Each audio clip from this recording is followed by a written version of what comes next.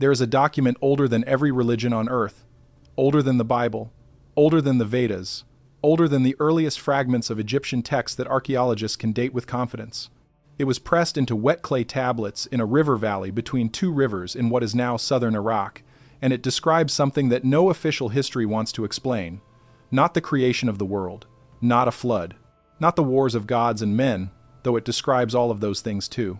It describes a system, a classification, a set of agreements that were made before a human being was ever allowed to live a full life on this planet. The Sumerians called them Namtar.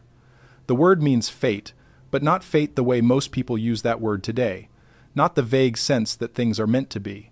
Namtar is precise, it is binding. It is something imposed from above and registered in a record that the individual never sees. The tablets from the city of Nippur, excavated in the 1800s and now split between the University Museum in Philadelphia and the Istanbul Archaeological Museums, describe a celestial record-keeping system administered by the Anunnaki, the gods who came down, the great ones of heaven and earth, who treated the management of human destiny the way an administrator treats a filing system. Each life was classified, each soul was assigned, each agreement was logged. No one taught you this in school. No one told you that the oldest civilization on Earth believed not in a single fate assigned to all humanity, but in 8 distinct categories of soul agreement, each with different terms, different obligations, different exit conditions, and different consequences for breaking the terms. 8 contracts. And according to the tablets, every person walking on Earth at any given time has signed exactly one of them, usually before they remember anything at all. The question the tablets raise, and the question this documentary will spend the next 3 hours answering, is not whether you believe in any of this. The question is which contract you signed.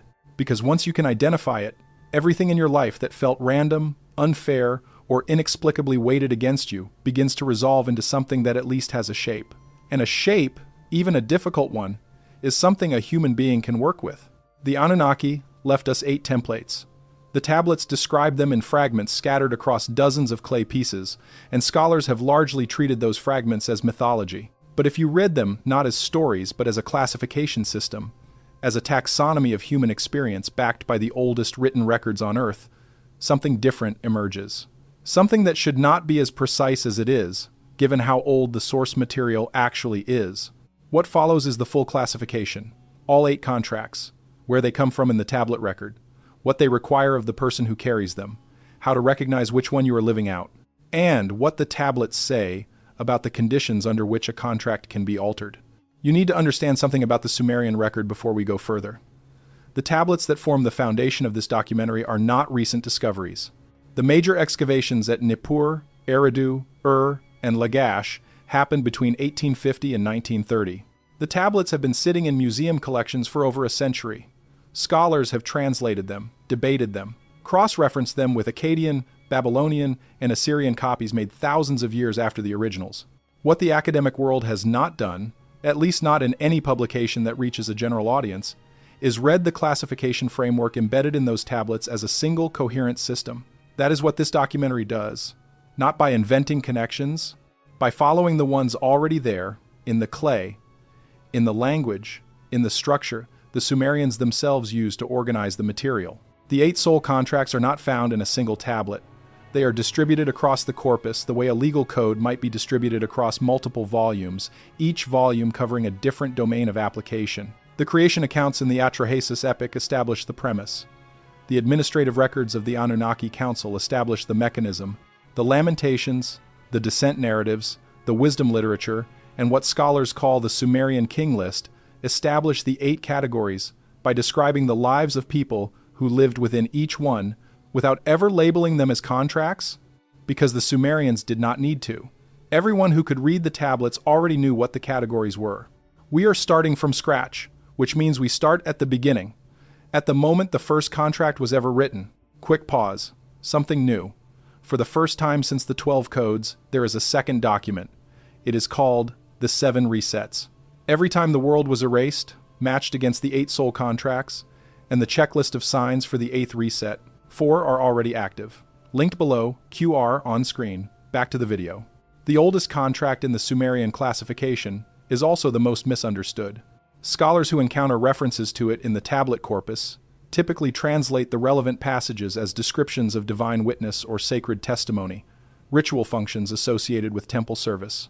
That translation is accurate as far as it goes. What it misses is the contractual framework underneath it. The Sumerians were not describing a profession or a religious role.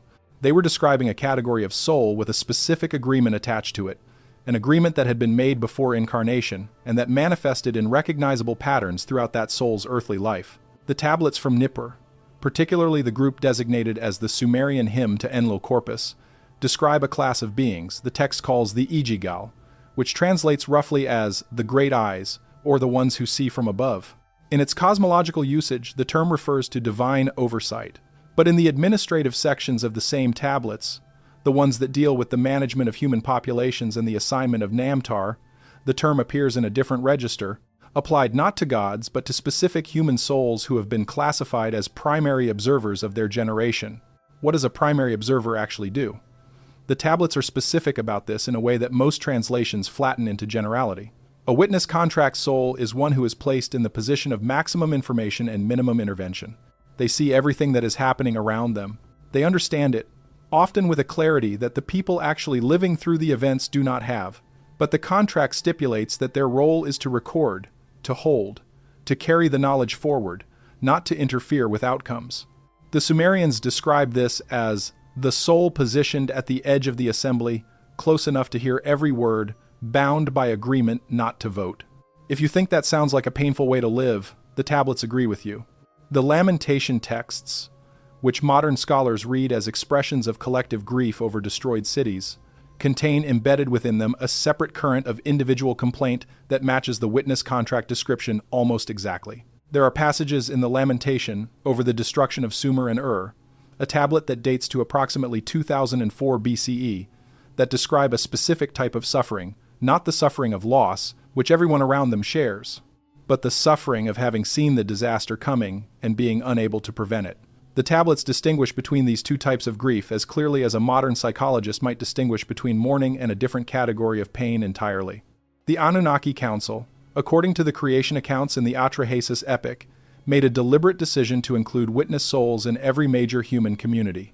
The reasoning given in the tablets is practical.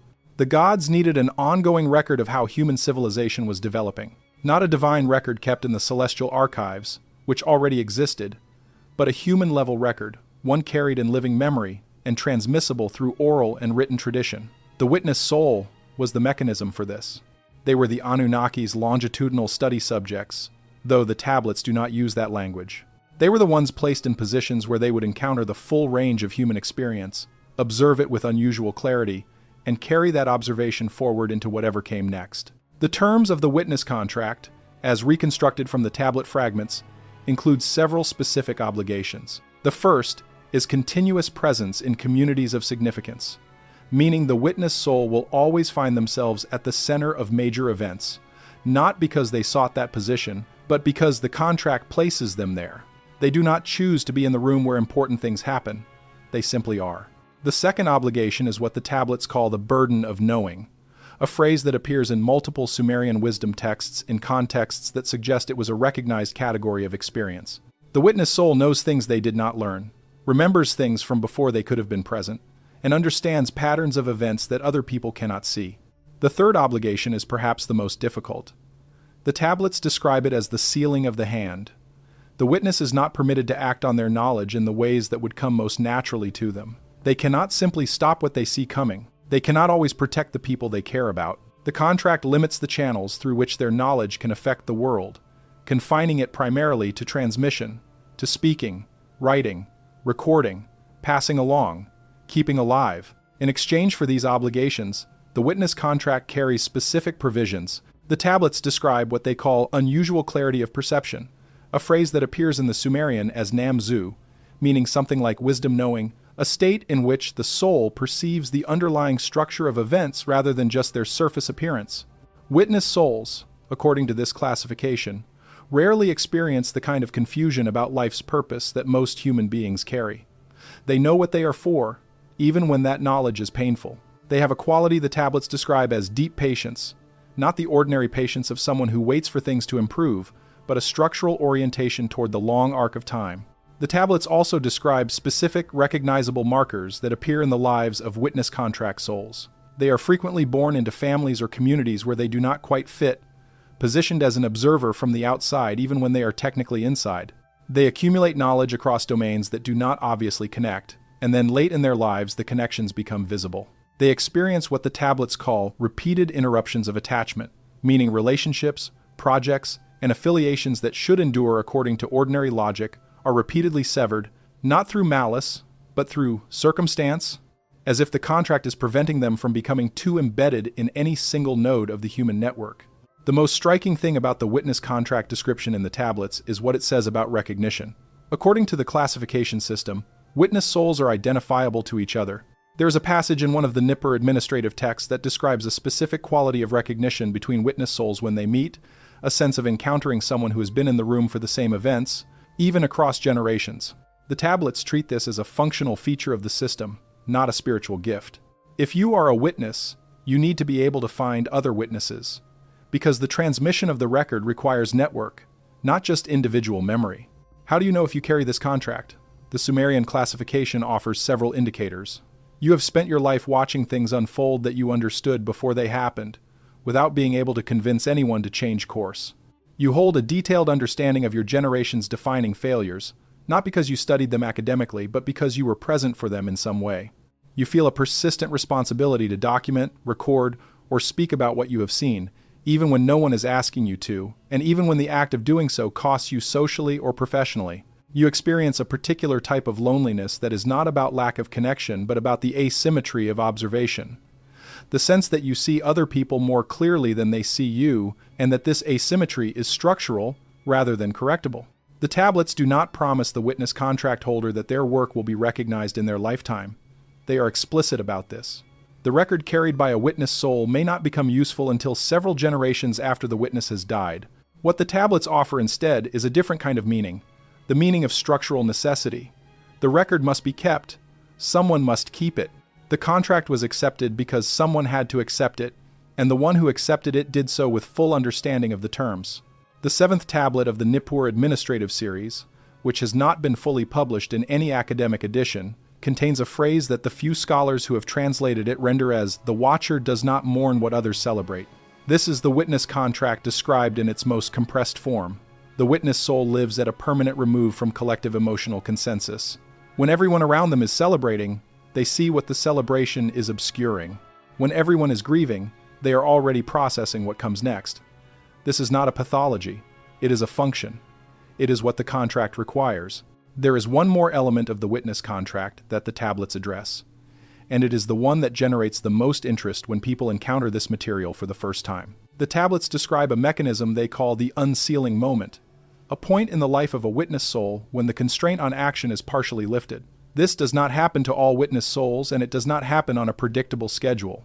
The tablets link it to what they call a convergence of conditions, a phrase they use elsewhere in the context of significant historical transitions.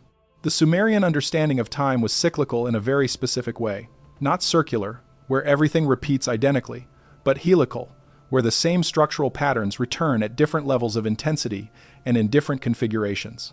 The witness contract was designed with this model of time in mind.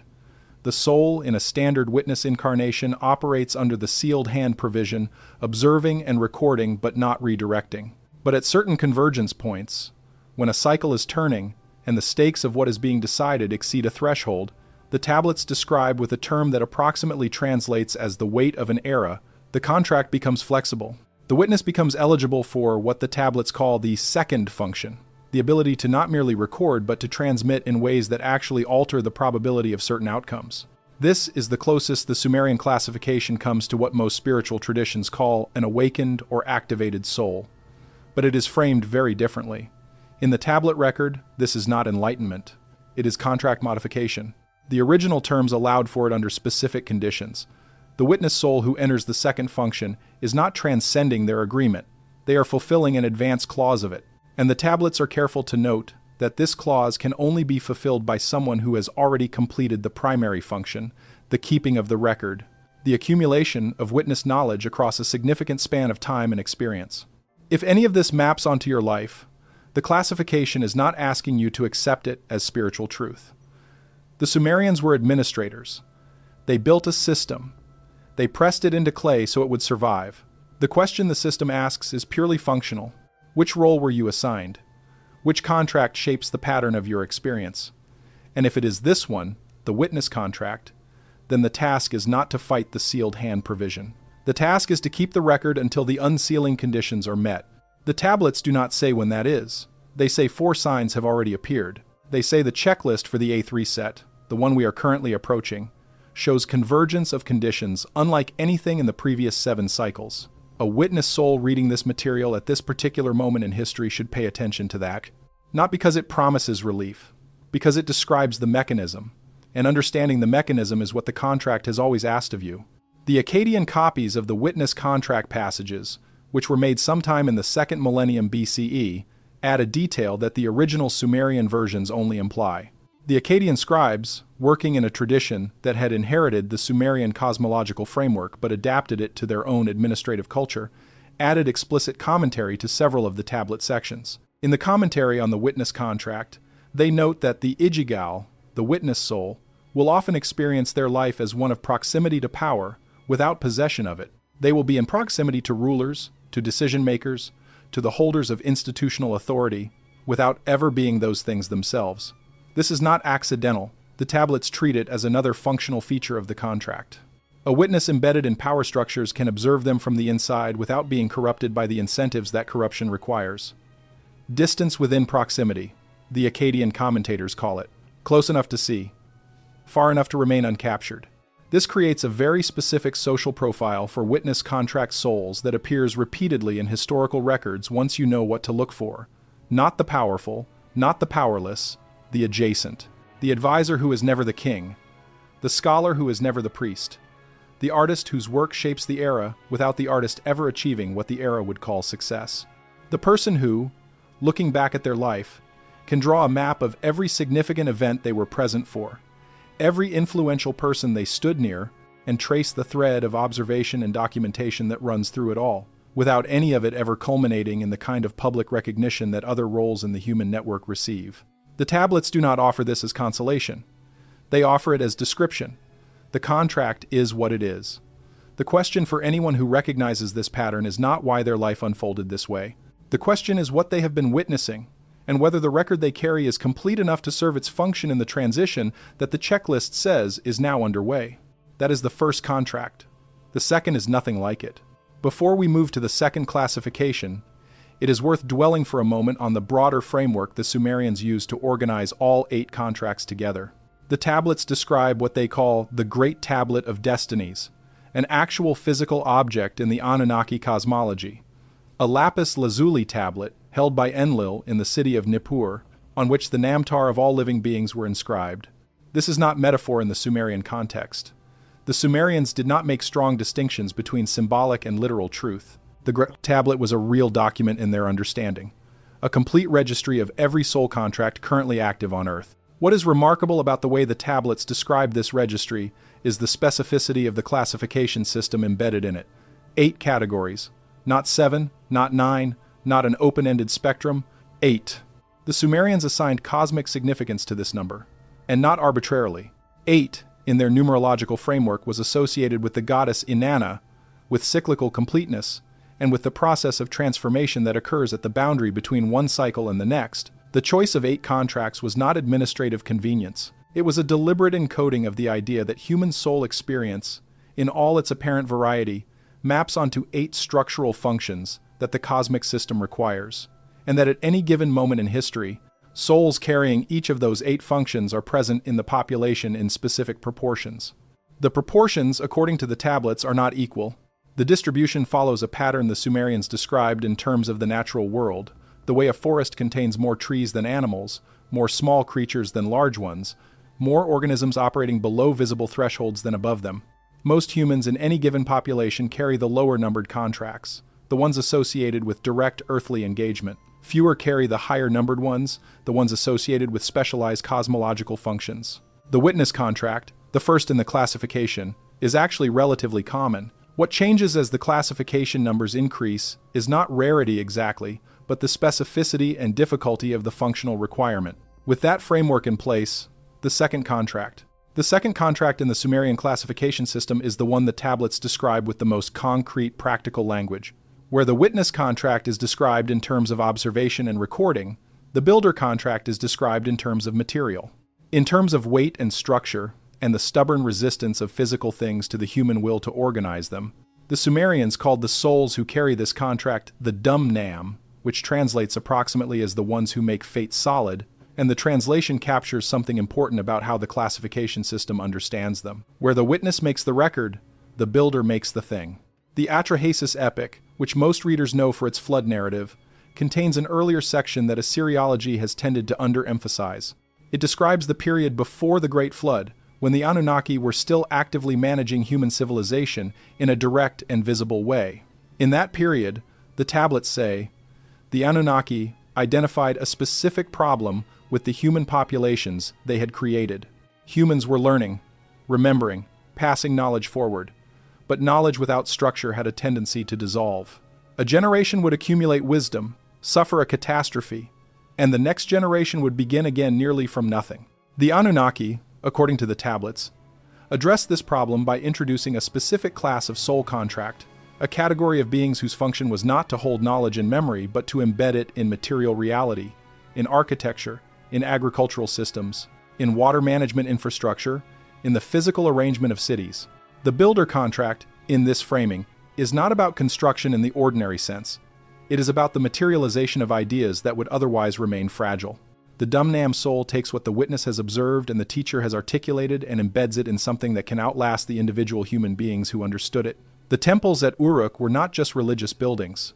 The irrigation canals of Nippur were not just agricultural infrastructure. The specific proportions of Sumerian ziggurat construction, which appear in the tablet record with a precision that surprised the engineers who first studied them, were containers for encoded information.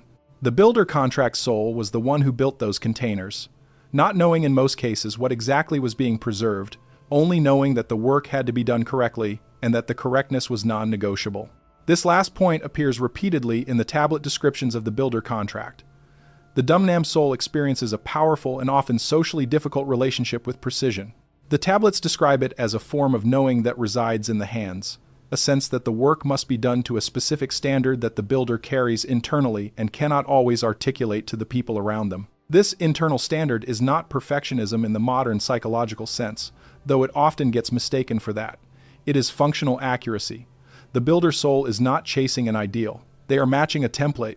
The template exists somewhere in their understanding, and the work they do in the physical world is always an attempt to match that template as closely as possible given the available materials. The tablet record includes a fascinating passage in the cylinder inscriptions of Gudea, the ruler of the Sumerian city-state of Lagash, who lived approximately around 2150 BCE, which describes in extraordinary detail the process by which a builder soul receives their template. Gudea does not call himself a builder contract soul. The concept did not exist in that form in his time, or he would not have needed to describe the process in such elaborate language.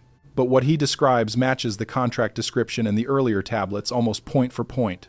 He describes receiving the design of the temple of Ningirsu in a dream, from a figure he identifies as the god Ningirsu himself, who delivers the design as a specific image, a specific set of proportions, a specific orientation relative to celestial bodies.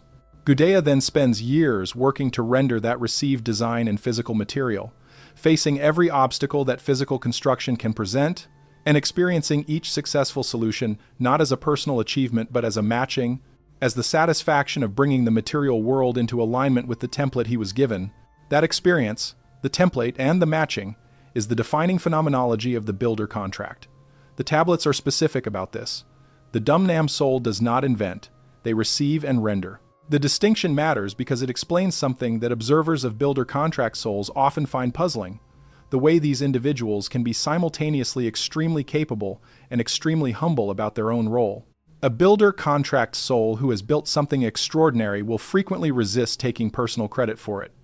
They will say they were shown what to do. They will point to sources of inspiration that seem to others disproportionate to the achievement. From the outside, this looks like false modesty. From the inside, and from the perspective of the Sumerian classification, it is accurate description. The template was given. The work was to render it correctly. The builder was the instrument, not the originator. The obligations of the builder contract are accordingly demanding in ways that are specific to materiality, The tablets describe three primary obligations. The first is what they call the obligation of completion, meaning the builder's soul is not permitted by the terms of their contract to leave work unfinished. This is not about productivity. It is about structural integrity. The tablets use the metaphor of a dam with a gap in it. The dam holds water, provides irrigation, prevents flooding. A gap, however small, renders the entire structure unreliable. The builder contract soul is the one whose function is to close every gap. An unclosed gap is a violation of the contract terms. The Dumnam soul who walks away from unfinished work experiences a specific form of distress that the tablets describe as heavier than ordinary regret, because it is contractual, not merely personal. The second obligation is the preservation of method. The builder contract soul is required not only to do the work, but to transmit the how of the work to the next generation. This is why the major construction traditions of the ancient world, in Sumeria and Egypt and later Mesoamerica, place such extraordinary emphasis on apprenticeship, on the direct transmission of technique from master to student. The tablets describe this transmission as a contractual requirement, not a professional custom. The Dumnam soul who builds but does not teach violates the second clause of their agreement. The knowledge of how the thing was made must outlive the maker, or the purpose of making it is only partially fulfilled. The third obligation is the most demanding. The tablets call it the obligation of anonymous permanence. The builder contract soul is required to create work that will outlast the builder's own recognition. This is the opposite of what modern culture typically offers creative and constructive individuals. The builder contract soul may become known in their own time, but the work will typically outlive their fame by centuries. Or the work will be significant in ways that are not recognized until after the builder's death, or the work will be attributed to someone else entirely. All of these outcomes are described in the tablets as consistent with the contract terms, because the obligation is to the permanence of the work, not to the permanence of the builder's name. In exchange for these obligations, the builder contract carries provisions that align precisely with what the function requires. The tablets describe a quality they call kinagar, which translates as earth skill, a form of practical intelligence that operates at the level of material reality rather than abstract concept. Builder contract souls have an unusual ability to understand how things work, how physical structures behave under stress, how systems fail, and how they can be reinforced. This intelligence often manifests early, as children who take things apart to understand them and can put them back together without being taught how. As adults, it manifests as an ability to solve physical problems that other people find intractable, not through superior calculation but through a kind of direct understanding that operates below the level of conscious reasoning. The tablets also describe a provision they call structural patience, a quality different from the deep patience of the witness contract. Where the witness waits across large spans of time, watching cycles turn, the builder works within the constraints of material time, the time required for stone to be cut, for foundations to be laid, for a structure to reach completion. Structural patience is the capacity to sustain attention and effort across the full arc of a project, whose completion may be years or decades away, without losing either the energy for the daily work or the clarity of the template being rendered. It is, the tablets say, the capacity to hold the finished vision while handling the unfinished material, to keep both things simultaneously present without either obscuring the other. The Sumerian king list, which catalogs the rulers of the major city-states from before the flood to the end of the third dynasty of Ur, contains, embedded within its structure, a set of notation marks that most scholars have treated as scribal conventions without cosmological significance. When those marks are mapped against the contract classification system, however, they reveal that a significant number of the historically attested rulers were classified in the tablet record as Dumnam souls, builder contract holders. This includes several of the most famous names in Sumerian history, rulers associated with major construction projects, irrigation works, and the physical expansion of urban civilization. The tablets were not saying that only builder souls became kings. They were noting that, during certain periods, the administrative selection process naturally elevated builder souls to positions of authority because the function required at that moment in the civilization's development was the builder function. How do you recognize a builder contract soul in your own life or in the people around you? The tablets offer specific markers that translate across the 3,000 years between the original classification and the present moment with striking precision. The builder soul is the person in any group who finishes things, not starts them, finishes them. In a culture that celebrates ideas and beginnings and disruption, The builder soul is the one who stays in the room until the problem is actually solved, who regards an unimplemented plan with the same discomfort others might feel about an unhealed wound. They are the ones who notice the gap in the dam. They are also the ones who experience a specific form of frustration with institutions and organizations that make commitments they do not honor. This is not ordinary cynicism. The builder contract soul experiences institutional failures of completion as a near-physical discomfort, because they understand at a contractual level that unclosed gaps accumulate into systemic failures, and they can see the accumulation happening while those around them are still describing the situation as manageable. The tablet record also notes a characteristic pattern in the relationships of builder contract souls. They tend to attract people who want things built, who bring them problems and unfinished projects and half-formed visions, recognizing in the builder soul something that will take those things and make them solid. This is useful for the people around them. It can be exhausting for the builder, who often finds that their own projects are deferred indefinitely in service of other people's completion requirements. The tablets note this tendency without framing it as a problem to be solved. The obligation of completion applies to the community's needs, not only to the builder's own projects. This is the weight of the contract. The final thing the tablets say about the builder contract is perhaps the most important for the current historical moment. The Dumnam soul, they say, is activated by crisis. Not in the sense that crisis motivates them where comfort did not, in the sense that the template they carry becomes visible during periods of breakdown and reconstruction. What the builder soul was given before incarnation is not a design for ordinary conditions. It is a design for the moment after the old structure fails, when something new needs to be built from the available materials. The builder contract soul is a specialist in reconstruction. They know, at a level below conscious thought, what needs to be built next. The tablets say that in the period approaching the 8th reset, the Dumnam souls will begin to feel the template activating. They will find themselves drawn to specific types of work, specific materials, specific problems. They may not understand why. The classification system offers an answer. The template was given before they were born. The conditions for rendering it are now approaching. The builder's soul who recognizes their contract understands that the work they feel compelled to do is not personal ambition. It is functional necessity. The dam has a gap. They are the one who closes it. The second contract. Now the third. There is an element of the builder contract that the tablets return to in several different sections of the corpus, using slightly different language each time but pointing at the same phenomenon. It concerns the relationship between the builder and what the tablets call the kalam, the ordered land, the human civilization as a functioning system. The witness soul observes the kalam from adjacent positions. The builder soul is inside it, embedded in its most structural components, doing the work of making it hold together. This embeddedness is both the source of the builder's practical effectiveness and the source of what the tablets describe as the builder's primary suffering. The Dumnam soul, precisely because they are so embedded in making structures work, can rarely step back far enough to see the structure as a whole. They know the particular dam they are building, the particular temple, the particular system they are repairing or constructing. They do not always know where it fits in the larger architecture of the civilization they are sustaining. The tablets describe this as the price of Kinagar, the earth skill, the direct material intelligence that makes the builder contract functional. To see the material clearly enough to work with it, you must be very close to it. Being very close to it means you cannot simultaneously see the overview. This is why the tablet record describes a functional interdependence between the witness and the builder that goes beyond the simple division of labor it might appear to be at first reading. The witness sees the overview without being able to do the detailed work.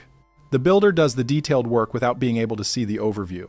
The system requires both, deployed in communication with each other, for the larger project to succeed. The tablets describe moments in Sumerian history when this communication worked, when a witness soul provided the builder soul with enough structural understanding to align the detailed work with the larger pattern.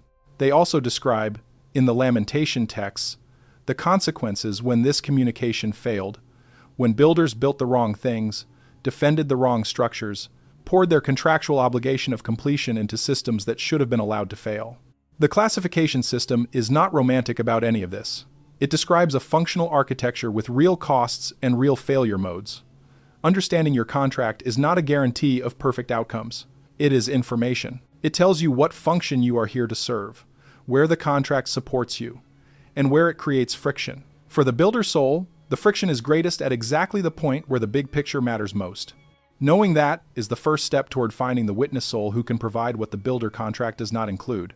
The third contract in the Sumerian classification is the one that generates the most resistance when people first encounter it, because its central claim is something that modern culture is structurally unable to take seriously, despite the fact that the tablet record treats it as a straightforward administrative reality. The third contract is the carrier contract. The tablets call the souls who hold it the Nam-Lu, which translates as the ones who carry the human thing, or more literally, the nature bearers. The carrier contract designates a category of soul whose primary function is to embody, in their own person, qualities and capacities that would otherwise disappear from the human population during periods of cultural breakdown. This requires some explanation, because the concept operates at a level that is outside most modern frameworks. The Sumerians understood human cultural qualities, wisdom traditions, practical skills, ethical orientations, aesthetic sensibilities, the accumulated intelligence of a civilization as things that could be lost, not metaphorically lost, in the sense that they become less prominent or less fashionable. Literally lost, in the way that a language can be lost when the last speaker dies, in the way that a craft can be lost when the last practitioner dies without transmitting the practice. The lamentation texts, which describe the destruction of multiple Sumerian city-states, are at one level political and historical documents. At another level, they are inventories of what was lost when specific populations were destroyed or dispersed. Not just physical structures, not just libraries. The living carriers of specific cultural capacities. The carrier contract, in the Sumerian understanding, was the Anunnaki's answer to this vulnerability. If certain human capacities could be destroyed by destroying the communities that held them, then those capacities needed to be encoded not just in records and buildings, which could also be destroyed, but in specific souls whose function was to carry and embody the capacity itself, regardless of what happened to the surrounding community. The carrier soul is a living archive, not a record of what was, a living embodiment of what must continue. What does it mean to be a living embodiment of a cultural capacity? The tablets are specific about this in ways that translate directly into recognizable experience. The carrier soul is drawn, from very early in life, to specific domains of knowledge or practice that they did not choose through rational deliberation. The attraction feels innate, often inexplicable, and frequently seems disproportionate to the rewards the domain offers in their particular social and cultural context. A carrier soul in a community that has no use for their specific capacity will pursue it anyway, often at significant personal cost, as if the pursuit itself is mandatory rather than chosen. The tablets describe 8 subcategories within the carrier contract, each associated with a specific type of cultural capacity. This internal subclassification maps onto the 8 major domains of human civilizational knowledge that the Sumerians identified, what they called the Mi, the divine laws or civilizational technologies. These were the fundamental capacities that defined organized human life. The list appears in multiple tablet sources, including the famous poem describing Inanna's theft of the Mi from Enki, and includes things like kingship, the scribal arts, the descent to the underworld in return, musical instruments, the craft of the smith, the craft of the builder, truthful speech, and what the tablets call the standard measuring reed, meaning the capacity for accurate measurement and quantitative understanding. Each of these Mi, in the Sumerian understanding, required carrier souls to sustain it across the disruptions of history. The carrier soul assigned to the scribal arts would be the person who maintains written language traditions under conditions where literacy is under threat. The carrier soul, assigned to the craft of the smith, would be the one who preserves metallurgical knowledge through periods of technological regression. The carrier assigned to truthful speech would be the one whose function is to maintain the capacity for accurate, non-distorted communication in environments where such communication has become rare and dangerous. The obligations of the carrier contract are as demanding as the function suggests. The first and most fundamental obligation is what the tablets call the obligation of embodiment, meaning the carrier soul must not merely know their assigned capacity. They must live it, practice it, be constituted by it.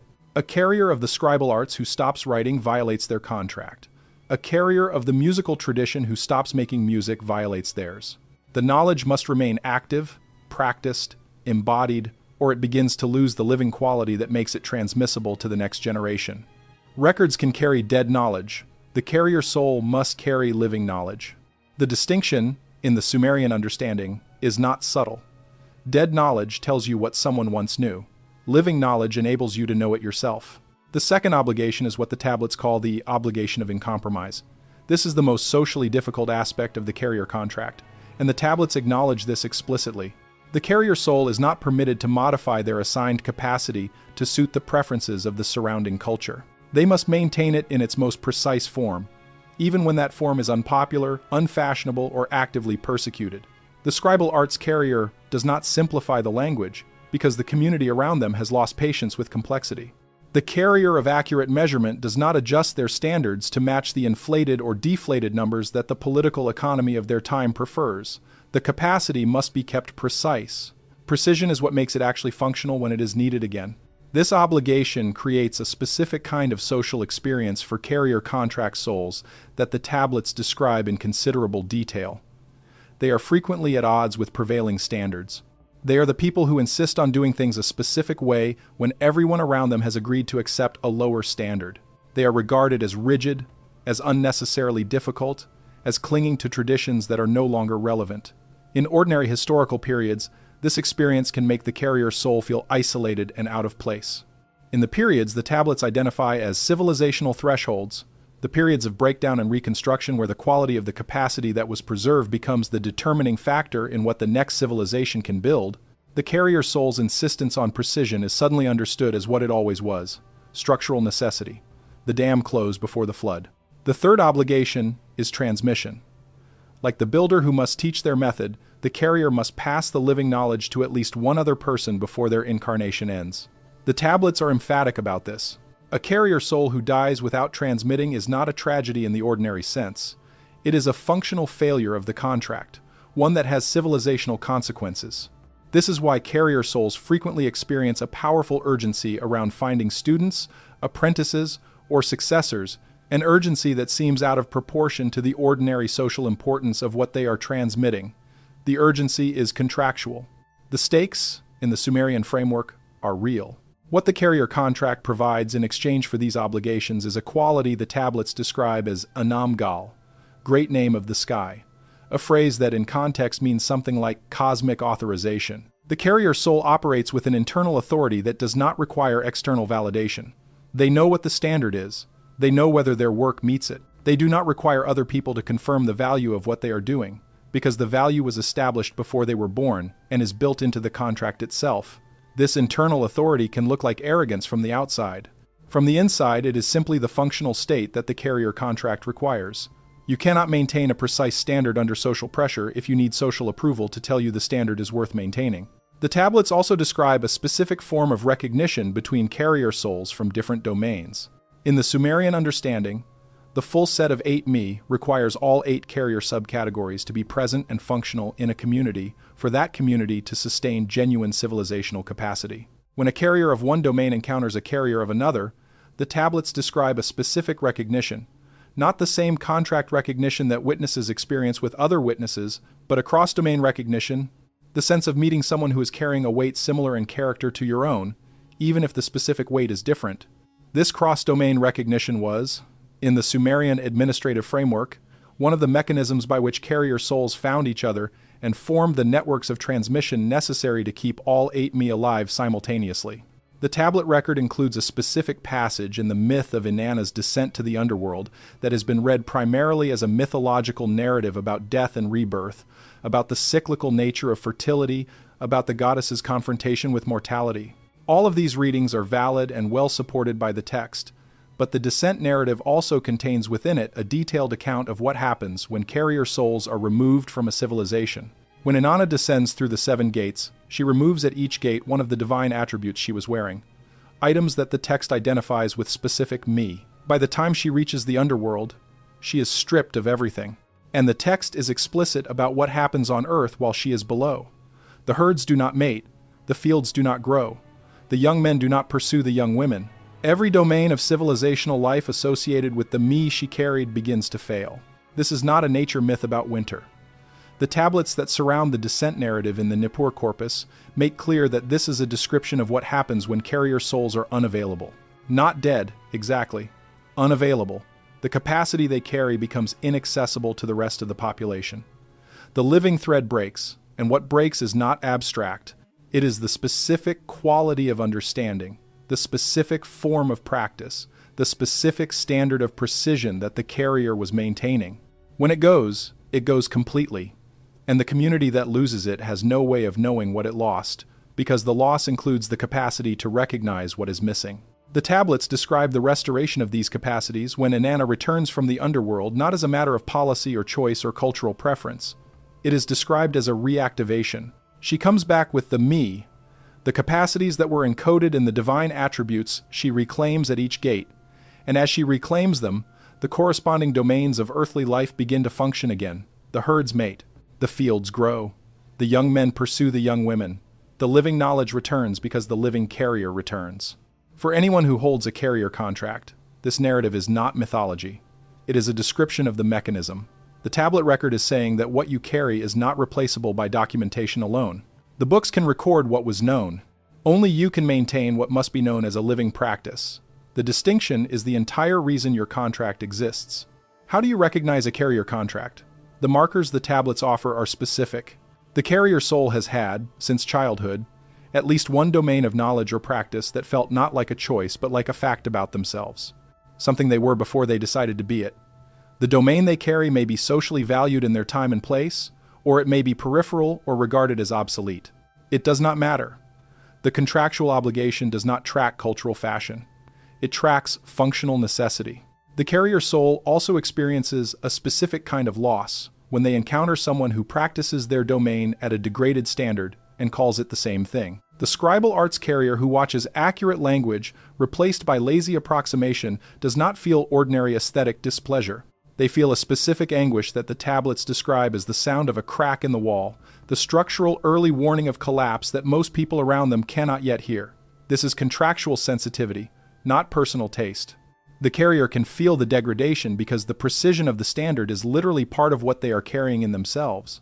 The final thing the tablets say about the carrier contract concerns what happens at civilizational thresholds, at the moments the classification system identifies as resets. When a civilization is ending, carrier souls are the last to let go. They maintain their practice under conditions that have made it nearly impossible.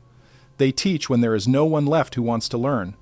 They hold the standard when everyone around them has accepted the degraded version. This is not stubbornness.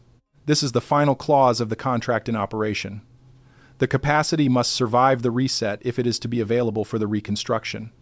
The carrier soul is the mechanism by which it does. The third contract. Now the fourth.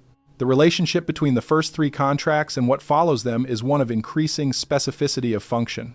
The witness observes and records the full spectrum of human civilizational experience. The builder materializes the structures through which civilizational organization is possible. The carrier maintains the living knowledge that fills those structures with actual capacity. These three form what the tablets describe as the foundational triad, the minimum set of soul contract functions that a civilization requires to sustain itself. Without witnesses, the civilization loses its memory. Without builders, it loses its structure. Without carriers, it loses its living knowledge, the practiced, embodied understanding that differentiates a civilization from a collection of people who remember what a civilization once was. The tablets note that the foundational triad exists in every generation, even the most catastrophically disrupted ones. The three functions are structurally necessary in the contract assignment process, which the Anunnaki are described as managing at the cosmological level, ensures their presence. This does not mean the triad souls will always find each other or always function effectively. The tablet record is full of examples of witnesses who could not reach builders. Builders who constructed the wrong things because no witness provided orientation. Carriers who maintained their knowledge in isolation because neither witness nor builder created the context in which the knowledge could be transmitted. The system provides the souls. It does not guarantee their coordination. This is why the fourth contract exists. And the fourth contract is the one that the tablets describe as the most dangerous to hold. The fourth contract is the one the tablets describe with the most cautionary language. The Sumerians called these souls the Dub Sarma, which translates as the great tablet writers, the supreme scribes, though the term carries a weight in the original Sumerian that the translation flattens. The Dub Sarma were not merely skilled scribes. They were the intermediaries between worlds. The bridge contract souls are the ones whose function is to carry information and understanding between domains that cannot otherwise communicate with each other. Between the divine and the human, between the old world and the new, between what is known in one part of the human network and what is known in another, between the dead and the living. The bridge function sounds, in that description, almost like a noble calling. The tablets do not treat it that way. They treat it as an appointment to one of the most structurally exposed positions in the entire soul contract system. The bridge is not above the divide it spans. It is the divide. It is the point of maximum pressure, where forces from both sides press simultaneously, where the load is constant and the risk of failure is always highest. The tablets describe the bridge contract soul as one who lives permanently in the zone of transition, never fully belonging to either side of the connection they maintain, because belonging to either side would compromise the function they are there to serve. The specific way this manifests in the life experience of bridge contract souls is one of the most consistent features in the tablet record across multiple different texts and time periods. The bridge soul is perpetually in motion between positions. They move between communities, between disciplines, between social classes, between worldviews. This motion is not restlessness or dissatisfaction, though it is frequently interpreted as both by the people around them. It is functional. The bridge must know both sides of the connection it maintains.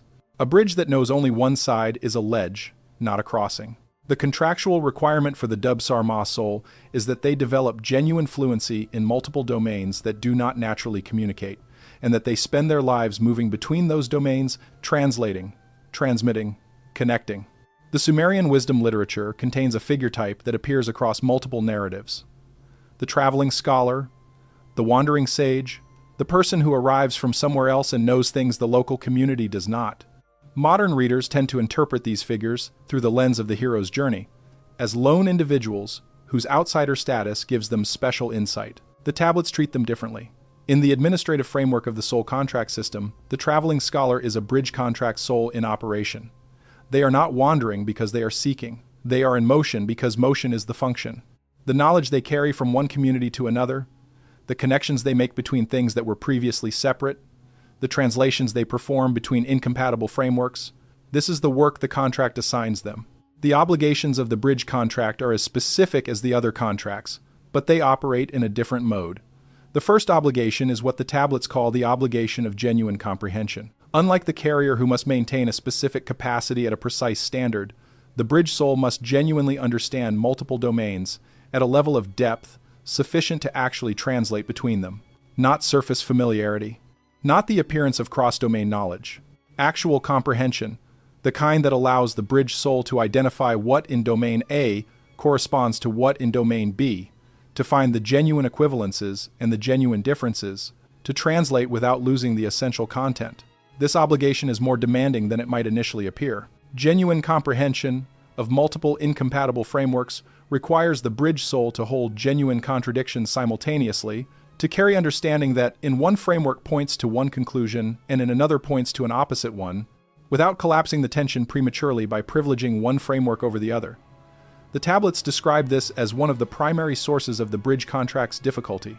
The soul who carries it must tolerate permanent irresolution on questions that other people can settle by choosing a single framework and staying in it.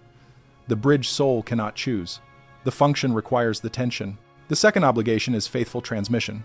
The bridge must not distort what they transmit in order to make it more acceptable to either side. A bridge that softens the content to make the crossing easier is not a bridge. It is a filter that prevents the full message from arriving. The tablets describe this as one of the most common bridge contract failures.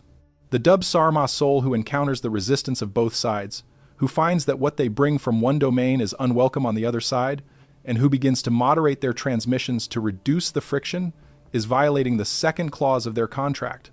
The content must arrive intact. The bridge is not responsible for how it is received, only for whether it is accurately transmitted. The third obligation is what the tablets describe as the obligation of continued crossing. The bridge soul is not permitted to settle permanently on either side. This is the hardest obligation for many bridge contract holders, because the desire to belong, to stop moving, to be embedded in a community rather than passing through it, is a genuine human need that the contract does not accommodate. The tablets acknowledge this. They describe the bridge contract as one that takes what might be called the belonging function, the normal human capacity for stable community membership, and converts it into something else, into the wider but thinner network of connections that the function requires. The bridge soul knows many people and is deeply known by few.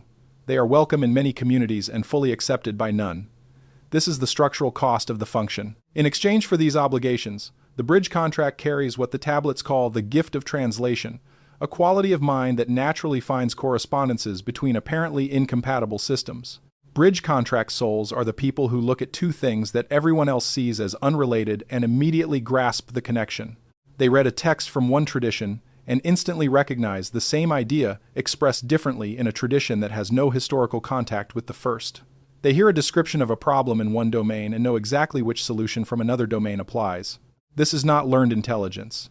The tablets describe it as a feature of the contract, a specific cognitive architecture that makes the function possible. The tablet record identifies several historical figures whose life patterns match the bridge contract description with unusual precision, including some whose names appear in multiple cultural traditions simultaneously, the figures who appear in Sumerian records, and also, with different names and slightly different details, in Akkadian, Egyptian, and later Greek sources.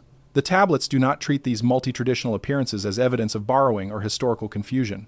They treat them as evidence of bridge contract souls doing their work, carrying specific knowledge and frameworks between civilizational traditions that had no other point of contact, creating the connections through which later cultural synthesis became possible. The bridge contract's relationship to the reset cycles that the classification system returns to throughout the tablet record is particularly significant. The tablets describe what they call the collapse of crossings, periods when bridge contract souls are systematically removed from the population, either through persecution or through the destruction of the communities they typically move between. When this happens, the transmission lines between domains break. Knowledge that existed in separated communities cannot be combined into the synthetic understanding that civilizational advance requires. The tablets describe these periods as ones of apparent stability but actual intellectual contraction. Everyone knows what they knew before. No one knows what the person in the next community knows. The bridges are down. The periods the tablets identify as productive of the most rapid civilizational advance are precisely the ones when bridge contract souls were most active. Not the periods of the greatest resources or the greatest political organization, though those help. The periods when the most connections were being made, when knowledge was moving most actively between previously isolated domains, when the Dubsar Ma souls were most free to move and translate and transmit. How do you recognize a bridge contract soul? The tablets offer markers that are as consistent as those for the other contracts. The bridge soul has accumulated knowledge across domains that do not obviously connect, and they find this accumulation natural, even inevitable, rather than a result of deliberate choice. They are frequently described by the people who know them well as hard to categorize, as someone who doesn't quite fit any of the usual professional or social classifications. They change affiliations more often than the people around them, not out of fickleness but out of functional necessity. Each affiliation is a crossing. When the crossing is complete, the function requires moving on. The bridge soul also has a specific relationship to secrecy that is worth noting. Not deception. Secrecy. They are often the holder of information that is sensitive precisely because it comes from multiple sides of a divide. What they know about Community A from having been part of it cannot always be shared with Community B, and vice versa. The bridge carries this bilaterally confidential knowledge as a structural feature of the function. People trust them with information specifically because they are known as crossers, as people who move between communities. The bridge soul must be worthy of that trust, not because it is morally required, but because the function fails if either side of the connection stops sharing with the bridge. The tablets note a specific pattern in the way bridge contract souls are regarded by history. During their lifetimes, they are frequently controversial, because they carry and transmit things that the settled communities on both sides of the bridge find threatening or uncomfortable. Their loyalty is questioned by both sides simultaneously, precisely because they cannot be loyal to either side in the way that settled community membership requires. After their deaths, however, the bridges they built often become invisible, absorbed into the background of the cultural synthesis they made possible. The specific act of bridging is forgotten. What remains is the connection, which everyone subsequent treats as always having existed. This is the anonymous permanence of the bridge contract, not the same as the builder's anonymous permanence, which is the survival of a structure after the builder's name is forgotten. The bridge's anonymity is different. The bridge itself becomes invisible once the crossing it enabled becomes routine. This is what the tablets describe as the highest achievement of the bridge function: to connect two things so thoroughly that the act of connection disappears into the fabric of what everyone simply takes for granted. What does this mean for a bridge contract soul, approaching what the tablets identify as a major civilizational threshold? The tablet record on this is specific.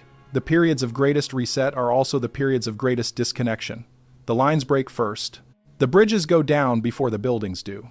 And in the reconstruction period after a reset, The work of the bridge soul is among the first work that is needed, because without it the other soul contract functions cannot coordinate. The witness cannot transmit their record to the builder without a bridge. The builder cannot obtain the living knowledge from the carrier without a bridge. The entire collaborative architecture of the post-reset reconstruction depends on the bridges being restored. The Dub Sarma soul, who recognizes their contract in the period the tablets describe as the approach to the 8th reset, has a specific function waiting for them. Not to preserve, not to build, to connect. To find the points of disconnection in the current human network and begin crossing them. The specific form this takes will be particular to each bridge soul, specific to the domains they have fluency in and the communities they have moved between. But the function is the same. The bridges go down before the reset. They must be rebuilt after it. The soul who carries this contract knows how to build them. They have been doing it their entire lives. We have covered 4 of the 8 contracts.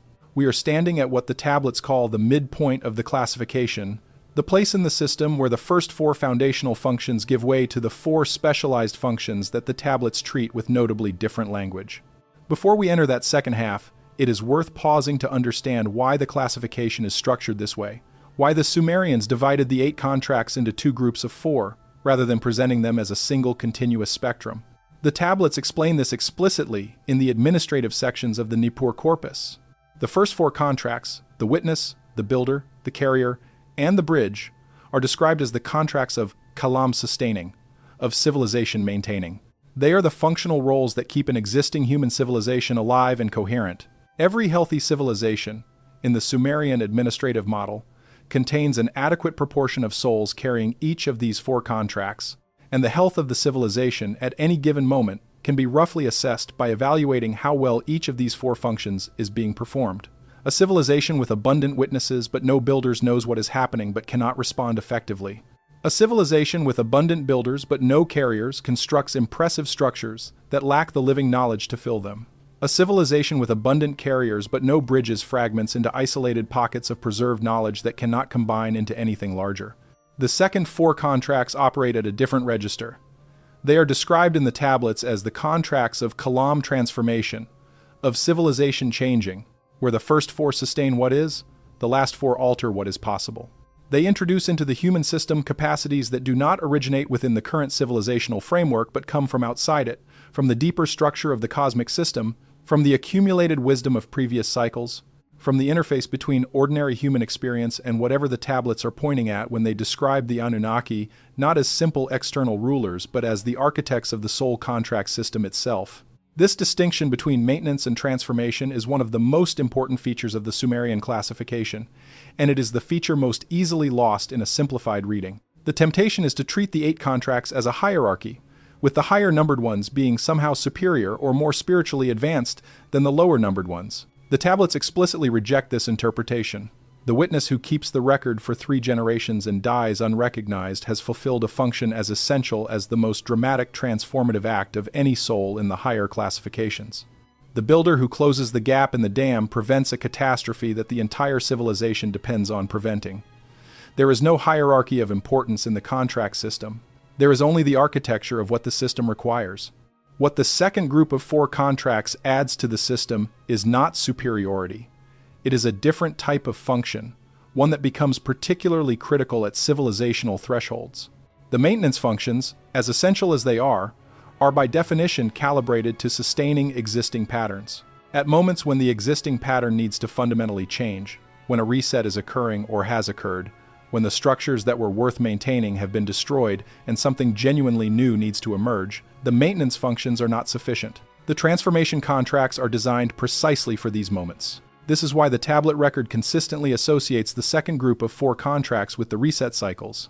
Not because transformation contract souls are more active in ordinary times, they may be less visible, less socially legible, less obviously functional in contexts of relative stability, but because the moments of greatest civilizational stress and fundamental change are exactly when the transformation functions become indispensable. The tablets describe the approach to a major reset as a period when transformation contract souls begin to become visible in ways they typically are not. They surface. They find each other. They begin the work that only they can do. Before we describe what that work is, it is worth addressing something the tablets spend considerable attention on. The relationship between the first and second groups of 4 contracts is not only functional, it is temporal. In any given lifetime, the tablets say, a soul carries one contract. But across multiple lifetimes, the soul contract system has a direction. The tablets describe a process they call Nam Tar Dagal, the widening of fate, through which a soul's contract can change between incarnations. This is not reincarnation in the Buddhist or Hindu sense, where the direction of progression is determined by karma, by the accumulated consequences of action. In the Sumerian system, Nam Tar Dagal is an administrative process. It is determined by the system's assessment of what function is needed, both by the civilization and by the soul's own development. The tablets do not say that every soul progresses from Contract 1 to Contract 8 over many lifetimes. They say that the system assigns the contract that is needed, taking into account both the civilizational requirement and the soul's accumulated experience. A witness soul in one lifetime might become a carrier in the next, or a bridge, or remain a witness again if the witnessing function remains most critical. The direction is not fixed. What the tablets do suggest is that the transformation contract functions are generally held by souls who have accumulated significant experience in the maintenance functions first, not as a requirement but as a pattern. You build something before you understand how to transform the building process. You carry before you understand what it means to change what is carried. The current moment, the one the tablets identify as the approach to the eighth reset, is described as exceptional in this regard. The tablets note that threshold moments can accelerate the Nam Tar Dagal process, that souls who might under ordinary conditions remain in maintenance, contract roles for many more lifetimes, can be assigned transformation contracts ahead of the usual schedule because the need is acute and the timing is critical. This is one of the things that makes the current period unusual in the tablet record's own terms. Not just that a reset is approaching, that it is approaching on a timeline that requires transformation contract functions to be active in an unusually high proportion of the current population, and that many of those souls are carrying those functions in what may be their first transformation contract incarnation. The fifth contract is the first of the transformation group. The tablets describe it with language that sounds, to modern ears, almost paradoxical. They call these souls the Enam Gal, the great speakers of reversal, and they place them at the center of the reset dynamic in a way that no other contract occupies. But before we go there, something important needs to be said about the total picture the tablets are building. We have spent considerable time on the first 4 contracts because they are the foundation. Everything that follows only makes sense in relation to them. The transformation contracts do not operate in isolation from the maintenance contracts. They operate in relationship with them, sometimes in cooperation, sometimes in tension, always in the context of the larger system that all 8 contracts together constitute. The tablets describe a metaphor for this relationship that is worth carrying forward into the second half of this classification. The first 4 contracts are the riverbed. They shape the course of the river, contain it, give it direction and constraint. The last 4 contracts are the source, the deep underground water that feeds the river. Without the riverbed, the source water disperses without direction and accomplishes nothing. Without the source, the riverbed is a dry channel, perfectly shaped but empty. The 8 contracts together are the river, functioning, moving, carving its own path through the terrain of human civilization toward whatever the system is ultimately moving toward. The tablets are not clear on what that ultimate destination is, but they are very clear that the current moment is one of the river's most significant bends. The 5th contract, the great speakers of reversal, the Enam Gal. These souls occupy a position in the Sumerian classification that has no clean equivalent in any subsequent spiritual or philosophical tradition, and the mismatch between what the tablets say about them and the categories available in contemporary thought is probably why they have been almost entirely misread in every context where they appear. The Enam Gal are not prophets in the biblical sense. They are not oracles in the Greek sense. They are not enlightened masters in the Eastern sense. They are something more specific and more administratively precise than any of those categories suggest. The tablets describe the reversal contract as a soul function that operates at the boundary between cycles. These are souls whose contract assigns them the task of naming what is ending, not mourning it, not resisting it, naming it, making legible to the population around them the fact that a particular pattern has reached its limit, that a particular structure has served its purpose and is now dissolving, that a particular way of organizing human life is not failing due to bad luck or poor management, but because it has completed its arc and the system has moved on. This function, naming the end of things with clarity and without sentiment, is described by the tablets as one of the most socially difficult soul functions in the entire classification. Every civilization has a powerful collective investment in the permanence of its current arrangements. The political, economic, and cultural systems that organize daily life are experienced by the people who live within them as simply the way things are, as natural and inevitable rather than as temporary configurations that will, like every temporary configuration before them, eventually end. The Enam Gal soul, by function, disrupts this experience of permanence. They say the thing that collective consensus requires not to be said. They name the ending. The tablets describe the social consequences of this function in considerable detail, and they are not gentle about it. The reversal contract soul is almost universally unwelcome in the contexts where their function is most needed. Not because people are cruel, though sometimes they are, but because the message itself is the source of the resistance. The bearer of the message and the message become identified in the minds of those who hear it, and the impulse to silence the message translates into the impulse to exclude or silence the bearer. The tablets name this pattern with care. They call it the structural cost of the naming contract. We have covered 4 of the 8 contracts. We are standing at what the tablets call the midpoint of the classification, the place in the system where the first 4 foundational functions give way to the 4 specialized functions that the tablets treat with notably different language. Before we enter that second half, it is worth pausing to understand why the classification is structured this way, why the Sumerians divided the 8 contracts into 2 groups of 4, rather than presenting them as a single continuous spectrum.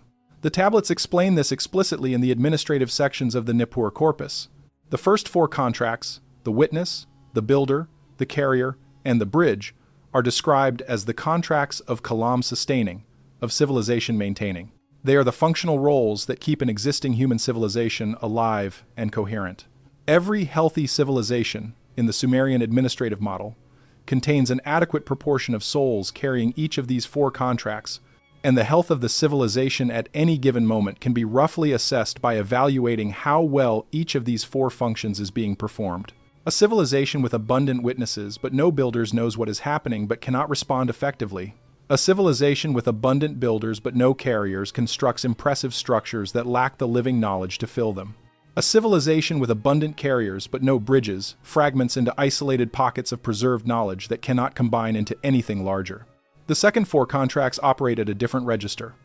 They are described in the tablets as the contracts of kalam transformation, of civilization changing, where the first 4 sustain what is, the last 4 alter what is possible.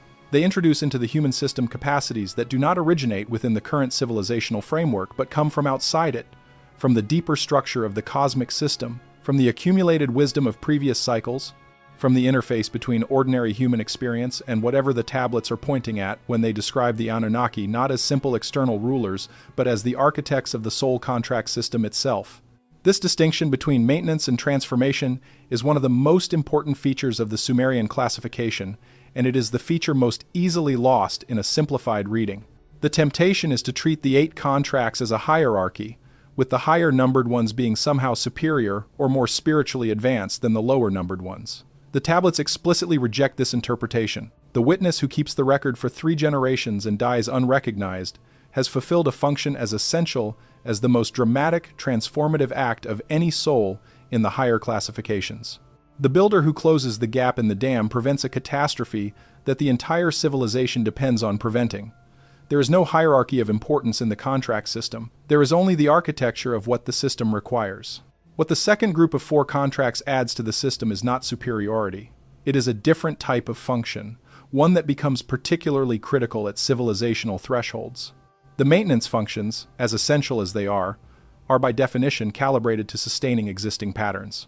At moments when the existing pattern needs to fundamentally change, when a reset is occurring, or has occurred, when the structures that were worth maintaining have been destroyed and something genuinely new needs to emerge, the maintenance functions are not sufficient. The transformation contracts are designed precisely for these moments. This is why the tablet record consistently associates the second group of 4 contracts with the reset cycles. Not because transformation contract souls are more active in ordinary times. They may be less visible, less socially legible, less obviously functional in contexts of relative stability, but because the moments of greatest civilizational stress and fundamental change are exactly when the transformation functions become indispensable. The tablets describe the approach to a major reset as a period when transformation contract souls begin to become visible in ways they typically are not. They surface, they find each other, they begin the work that only they can do. Before we describe what that work is, it is worth addressing something the tablets spend considerable attention on. The relationship between the first and second groups of 4 contracts is not only functional, it is temporal. In any given lifetime, the tablets say, a soul carries one contract. But across multiple lifetimes, the soul contract system has a direction. The tablets describe a process they call Nam Tar Dagal, the widening of fate, through which a soul's contract can change between incarnations. This is not reincarnation in the Buddhist or Hindu sense, where the direction of progression is determined by karma, by the accumulated consequences of action. In the Sumerian system, Nam Tar Dagal is an administrative process. It is determined by the system's assessment of what function is needed, both by the civilization and by the soul's own development. The tablets do not say that every soul progresses from contract 1 to contract 8 over many lifetimes. They say that the system assigns the contract that is needed, taking into account both the civilizational requirement and the soul's accumulated experience. A witness soul in one lifetime might become a carrier in the next, or a bridge, or remain a witness again if the witnessing function remains most critical. The direction is not fixed. What the tablets do suggest is that the transformation contract functions are generally held by souls who have accumulated significant experience in the maintenance functions first, not as a requirement but as a pattern. You build something before you understand how to transform the building process. You carry before you understand what it means to change what is carried. The current moment, the one the tablets identify as the approach to the 8th reset, is described as exceptional in this regard. The tablets note that threshold moments can accelerate the Nam Tar Dagal process, that souls who might under ordinary conditions remain in maintenance. Contract roles for many more lifetimes can be assigned transformation contracts ahead of the usual schedule, because the need is acute and the timing is critical. This is one of the things that makes the current period unusual in the tablet record's own terms. Not just that a reset is approaching, that it is approaching on a timeline that requires transformation contract functions to be active in an unusually high proportion of the current population, and that many of those souls are carrying those functions in what may be their first transformation contract incarnation. The 5th contract is the first of the transformation group. The tablets describe it with language that sounds, to modern ears, almost paradoxical. They call these souls the Enumgal, the great speakers of reversal, and they place them at the center of the reset dynamic in a way that no other contract occupies. But before we go to the 5th contract, stop for a moment. The Sumerian tablet record has a specific way of describing the quality of time that surrounds a major civilizational transition. The scribes who compiled the Nippur administrative series used a term, Udda Nam Tar, which approximately translates as the time of fate's decision, for periods when the soul contract assignments were being actively reviewed by the Anunnaki Council. This was not an ongoing process in the Sumerian understanding. The Council's review of soul contract distribution happened at specific moments, timed to coincide with what the cosmological sections of the tablets describe as conjunction points in the larger cycles they were tracking. The tablets describe 7 previous conjunction points, 7 previous occasions, when the Anunnaki Council reviewed the soul contract distribution and made significant adjustments to the proportions of each contract type present in the human population. Each of these 7 conjunction points corresponds, in the tablet record, to one of the 7 resets that the cosmological sections describe independently. The correspondence is not coincidental. The reset and the council review are different descriptions of the same event. From the perspective of the material world, a reset is a catastrophic civilizational collapse followed by a period of reconstruction. From the perspective of the soul contract administrative system, it is a rebalancing of the functional distribution of contract types to match the requirements of the new cycle. What this means for individuals living through the approach to such a conjunction is significant.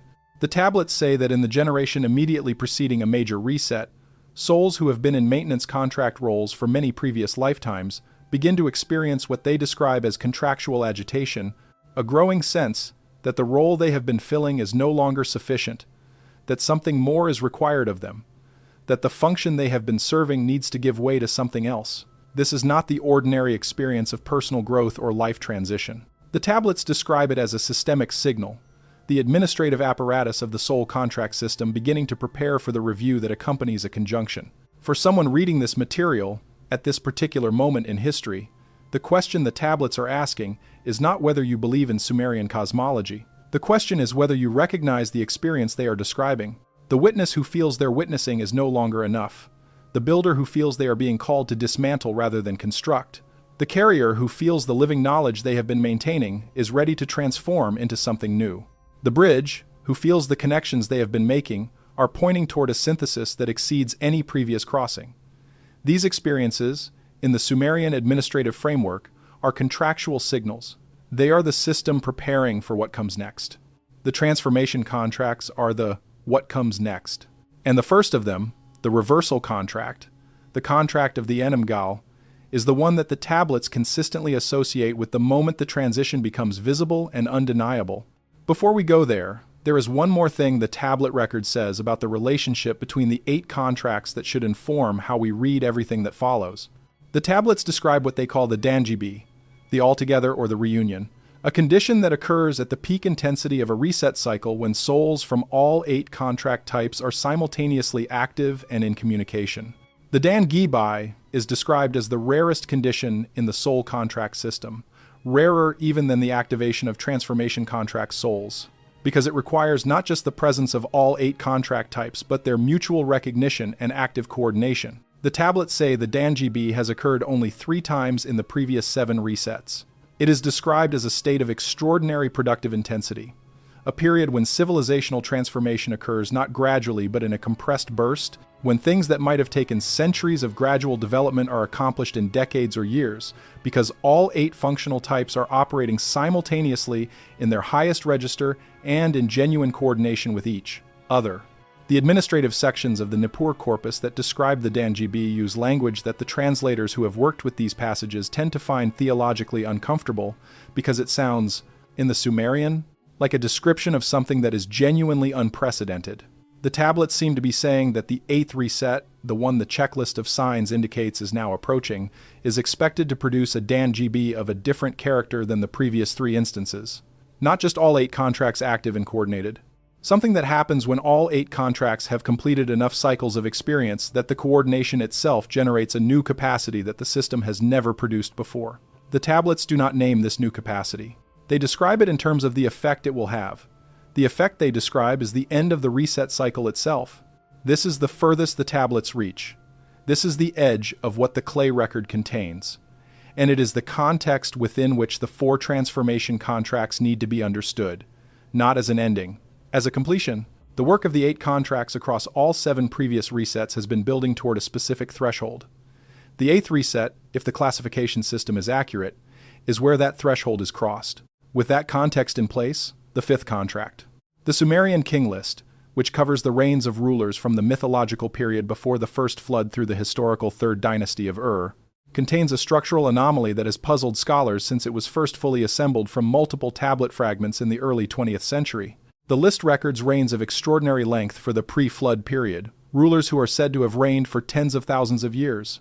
Modern scholars treat these numbers as symbolic, or as indicators of a different counting system. The tablets that frame the king list, however, treat the extraordinary length of pre-flood reigns as evidence not of different timekeeping but of a different relationship between soul function and physical lifespan. The pre-flood rulers in the Sumerian tradition were, according to the tablets that describe them in more detail than the king list alone provides, what we would now call transformation contract souls, operating under conditions in which the restriction of physical lifespan had not yet been imposed. This restriction is one of the things the tablets describe as a deliberate administrative decision made by the Anunnaki Council. The Lulu Amalu, the primitive worker that Enki and Ninmah created, were not originally designed to die young. The biological limitation that makes the human lifespan as short as it is was imposed later, and the tablets attribute the imposition to the Enlil faction of the Anunnaki Council as a mechanism for maintaining what they called the manageability of human populations. Before this restriction was imposed, according to the tablets, souls carrying transformation contracts could complete their function within a single incarnation of extraordinary length. After the restriction, the function had to be distributed across multiple shorter lifetimes, which is why the concept of Namtar Dagal, the changing of contracts between incarnations, became necessary. The pre-flood period is described in the tablet record as the one historical example of transformation. Contract souls operating at full capacity within a single continuous experience. The post-flood period, which is the period we are in now, is the period of the distributed function, where the same level of capacity must be assembled across many lifetimes and many individuals rather than concentrated in single extraordinary spans. The tablets suggest that the 8th reset will involve a partial restoration of the pre-flood condition, not the extraordinary lifespans, not the removal of biological limitation, but the distribution of transformation contract capacity across the population in a proportion that approaches what was achieved by single pre-flood individuals. This is what the Dan-Jibai condition at its fullest is being described as. Not a small group of extraordinary individuals carrying the transformation function. A significant proportion of the general population simultaneously awakened to which contract they carry and operating in accordance with it. This is, in the Sumerian administrative framework, not a spiritual aspiration. It is a logistical requirement. The scale of the transformation that the 8th reset requires is such that it cannot be accomplished by the transformation contract proportion of the population that sufficed in previous cycles. The tablets describe it as a requirement for what they call the first time without repetition, the first cycle end, that does not simply reset to another version of the same cycle but instead produces something genuinely novel. For that to happen, a larger proportion of the population needs to be contract aware and contract functional than has ever before been the case during a reset. This is the reason the classification system was recorded and preserved, not as a spiritual teaching, as a practical document intended to reach a specific generation. The Nippur scribes who pressed the administrative sections into clay knew they were producing material that would not be useful in their own time, that was already not useful in their own time, because the majority of their contemporaries were not in a period that required contract awareness. They were producing a document intended for the generation of the 8th reset, the one that would need it, the one that would be capable of using it if they could read it. You are reading it now. The question the tablets have been asking for 4,000 years is whether you can recognize yourself in it. The tablets that describe the 8 soul contracts were not written for the educated elite of Sumerian society alone. The multiple copies found across different excavation sites, some pressed on large tablets, clearly intended for formal record-keeping, others on small palm-sized pieces that suggest personal use, indicate that this material was intended to be widely accessible. The Sumerian scribal tradition did not produce copies of administrative documents for wide distribution.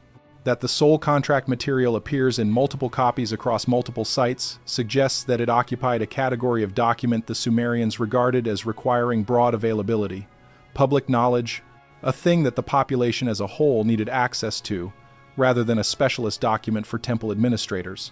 This is unusual in the tablet record.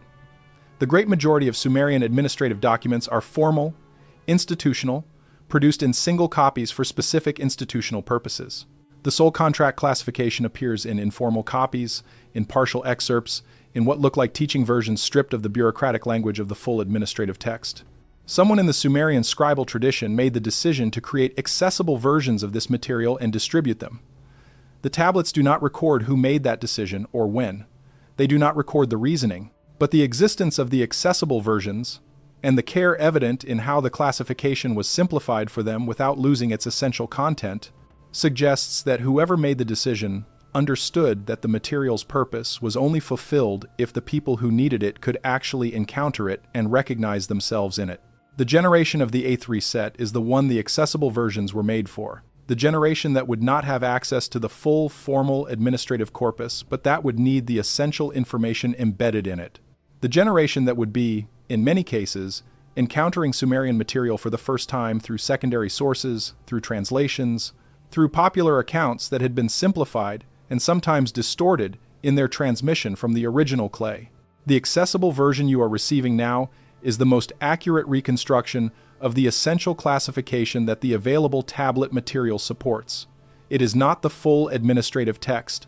It is what a generation of people who need the information but who are encountering it through video rather than cuneiform can use. Before we move to the transformation contracts, one thing needs to be on the table from the 7 resets.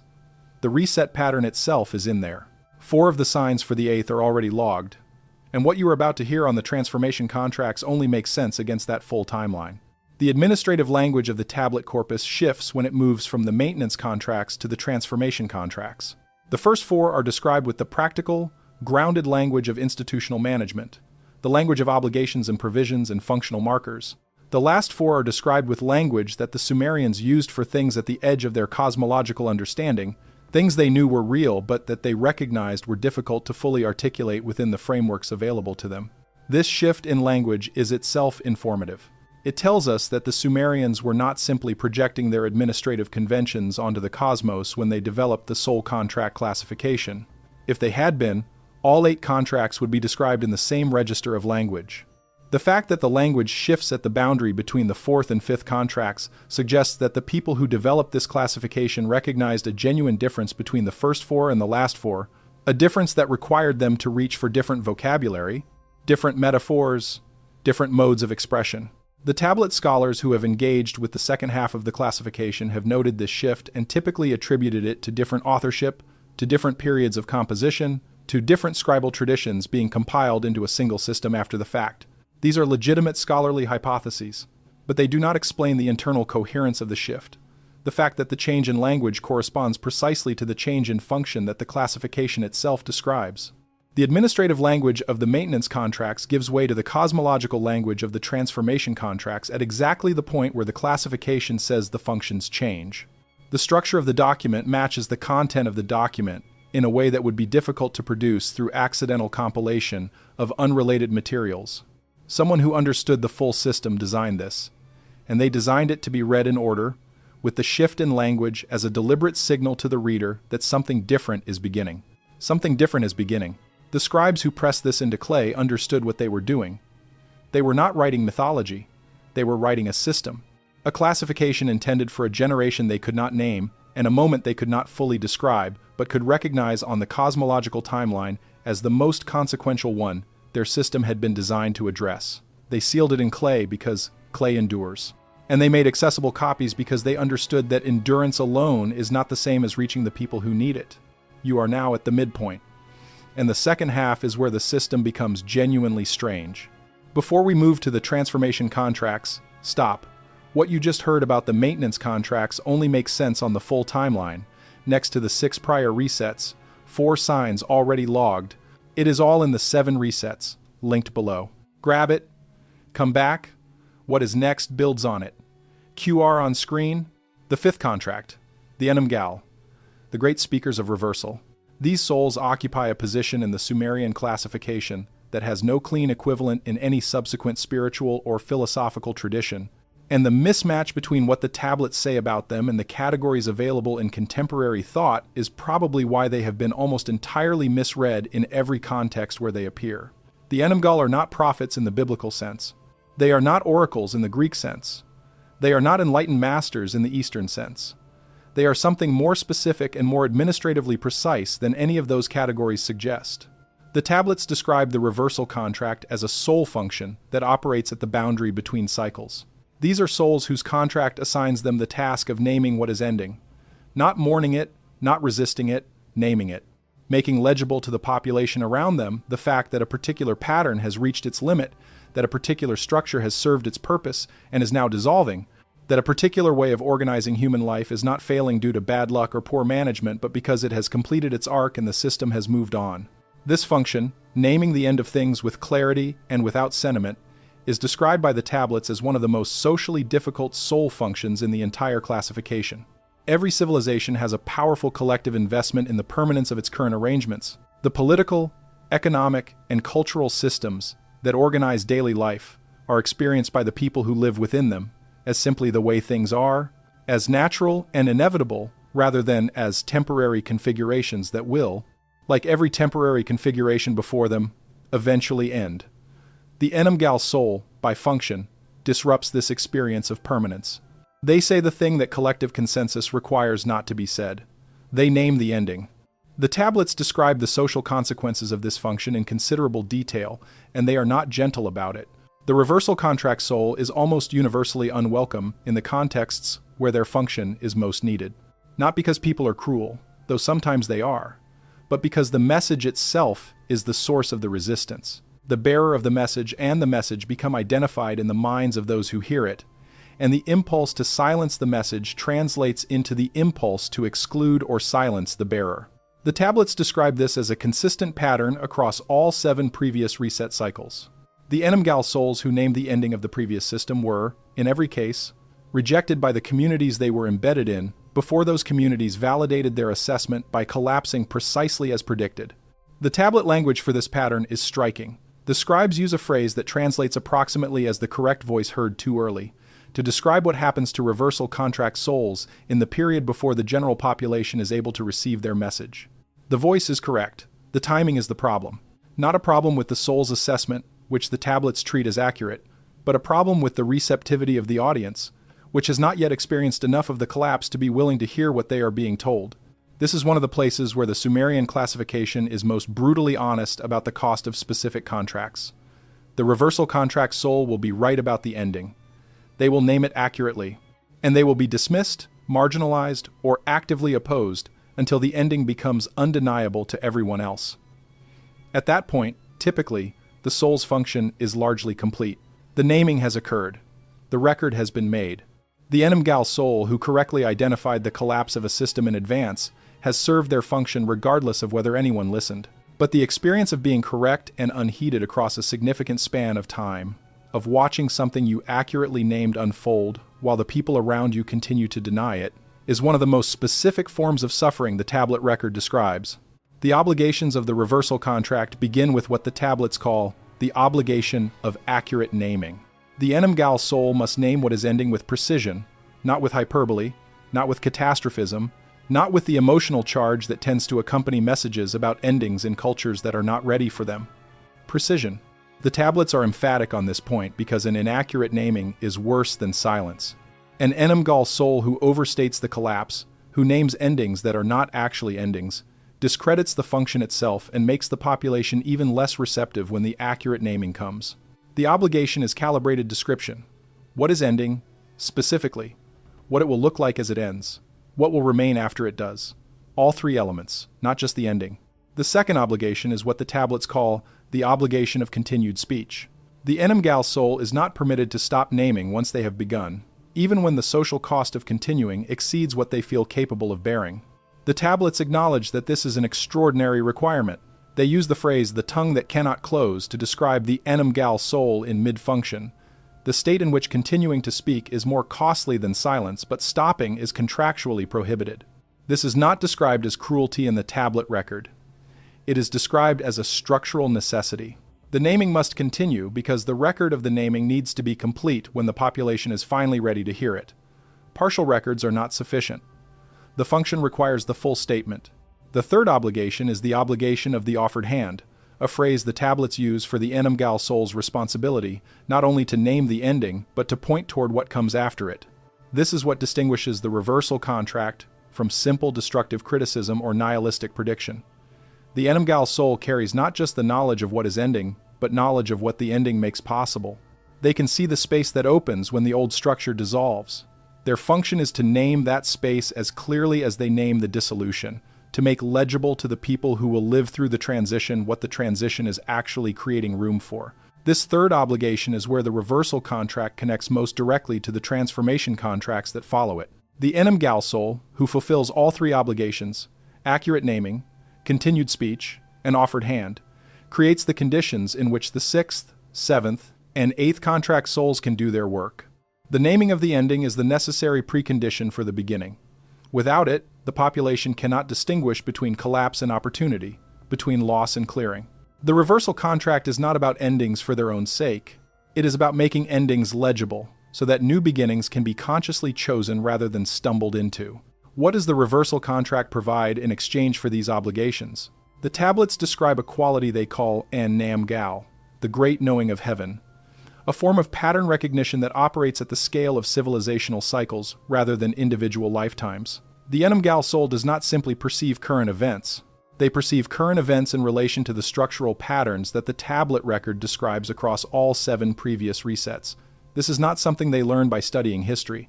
It is something the tablets describe as built into the contract itself, a mode of perception that comes with the assignment. This explains something that observers of people who appear to carry reversal contract functions often note. These individuals have an uncanny ability to perceive the structural parallels between current events and historical ones, to see not just that something is happening, but that it has happened before, in a different form but with the same underlying pattern. They read the current situation through the template of previous cycles without needing to have explicitly studied those cycles in every case. The pattern recognition is pre-installed, not learned. The tablets also describe what they call the gift of the long view, a temporal perspective that makes the Enumgal soul difficult to manipulate through short-term fear or short-term promise, because they perceive events in the context of civilizational cycles rather than individual or generational timescales. The inducements that move most people, immediate rewards, immediate threats, social approval, social exclusion, operate on the reversal contract soul with reduced force. This makes them excellent namers of endings, because they are not susceptible to the social pressure that makes most people conform to collective denial. It also makes them, the tablets note, sometimes difficult to live with, because the long view that makes them good at their function can make ordinary human concerns feel less urgent to them than the people around them would prefer. How do you recognize a reversal contract? The tablets offer several markers. You have a long history of identifying, clearly and in advance, things that were about to fail. Systems, relationships, institutions, plans. Not because you were pessimistic, but because you could see the structural problem that others were not seeing. And your assessments were correct more often than they were wrong. You have experienced the specific discomfort of being right about endings that the people around you were invested in not believing. The discomfort of accurate perception without receptive audience. You have difficulty with official narratives of stability and continuity when you can see the instabilities they are covering. Not because you prefer conflict, but because the gap between what you perceive and what is officially maintained creates a specific cognitive dissonance that the reversal contract soul cannot resolve by deciding the official narrative is correct. The tablets describe this as the Enumgal soul's inability to unknow what they know. The perception is accurate. The official narrative is not. The soul cannot choose to perceive less accurately in order to conform.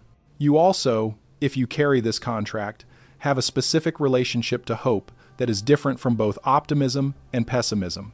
The reversal contract soul is neither hopeful in the sense of expecting things to get better without structural change, nor pessimistic in the sense of expecting collapse as the final word. They hold the long view, which contains both the ending and what it makes possible. The tablets describe this as the Enumgal soul's most important gift to the communities they move through, a form of orientation toward the future that is neither false comfort nor catastrophism, but something more useful than either. The tablets describe the reversal contract soul's relationship to the current moment in specific terms.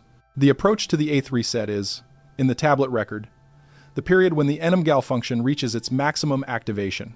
The generation that is living through the naming of the most significant ending in the cycle record is the generation that contains the highest concentration of reversal contract souls, not because they chose to come now, because the administrative process assigns them where the function is most needed. If you recognize yourself in this contract, the tablets have a specific thing to say to you. The naming you feel compelled to do is not your personal opinion or your psychological projection. It is your function. The resistance you encounter is structural, not personal. The continued speech that feels socially costly is contractually required. And the offered hand, the pointing toward what the ending makes possible, is the part of your function that most needs doing now, because the people who have begun to hear the naming need to see the space it is clearing. The fifth contract. The naming that makes the new beginning possible. Now the sixth. The sixth contract is the one the tablets describe as the most misidentified in subsequent traditions. Every religious and philosophical system that inherited elements of the Sumerian cosmological framework has a figure type that corresponds to the sixth contract soul, and in every case that figure type has been misread in the same direction, elevated into a category of supernatural exceptionalism that removes it from the practical administrative framework the tablets use. The Sumerians called these souls the Kigal, which translates as the Great Earth or the Great Ground, a term they used for the threshold, the boundary between the underworld and the living world, the place where one thing ends and another begins. The threshold contract souls are, in the Sumerian classification, the ones who hold open the doorway, not the ones who go through it, not the ones who guard it, the ones who hold it open during the period of transition, who maintain the accessibility of the passage between what was and what will be, who ensure that the crossing can actually happen rather than simply being described or predicted or desired. The tablets develop this function from the descent narratives that form one of the major mythological cycles in the Sumerian corpus. The descent of Inanna and the separate descent of Enlil into the underworld and back are usually read as cycles of death and rebirth, as mythological expressions of agricultural seasonality, as cosmic dramas of power and transformation.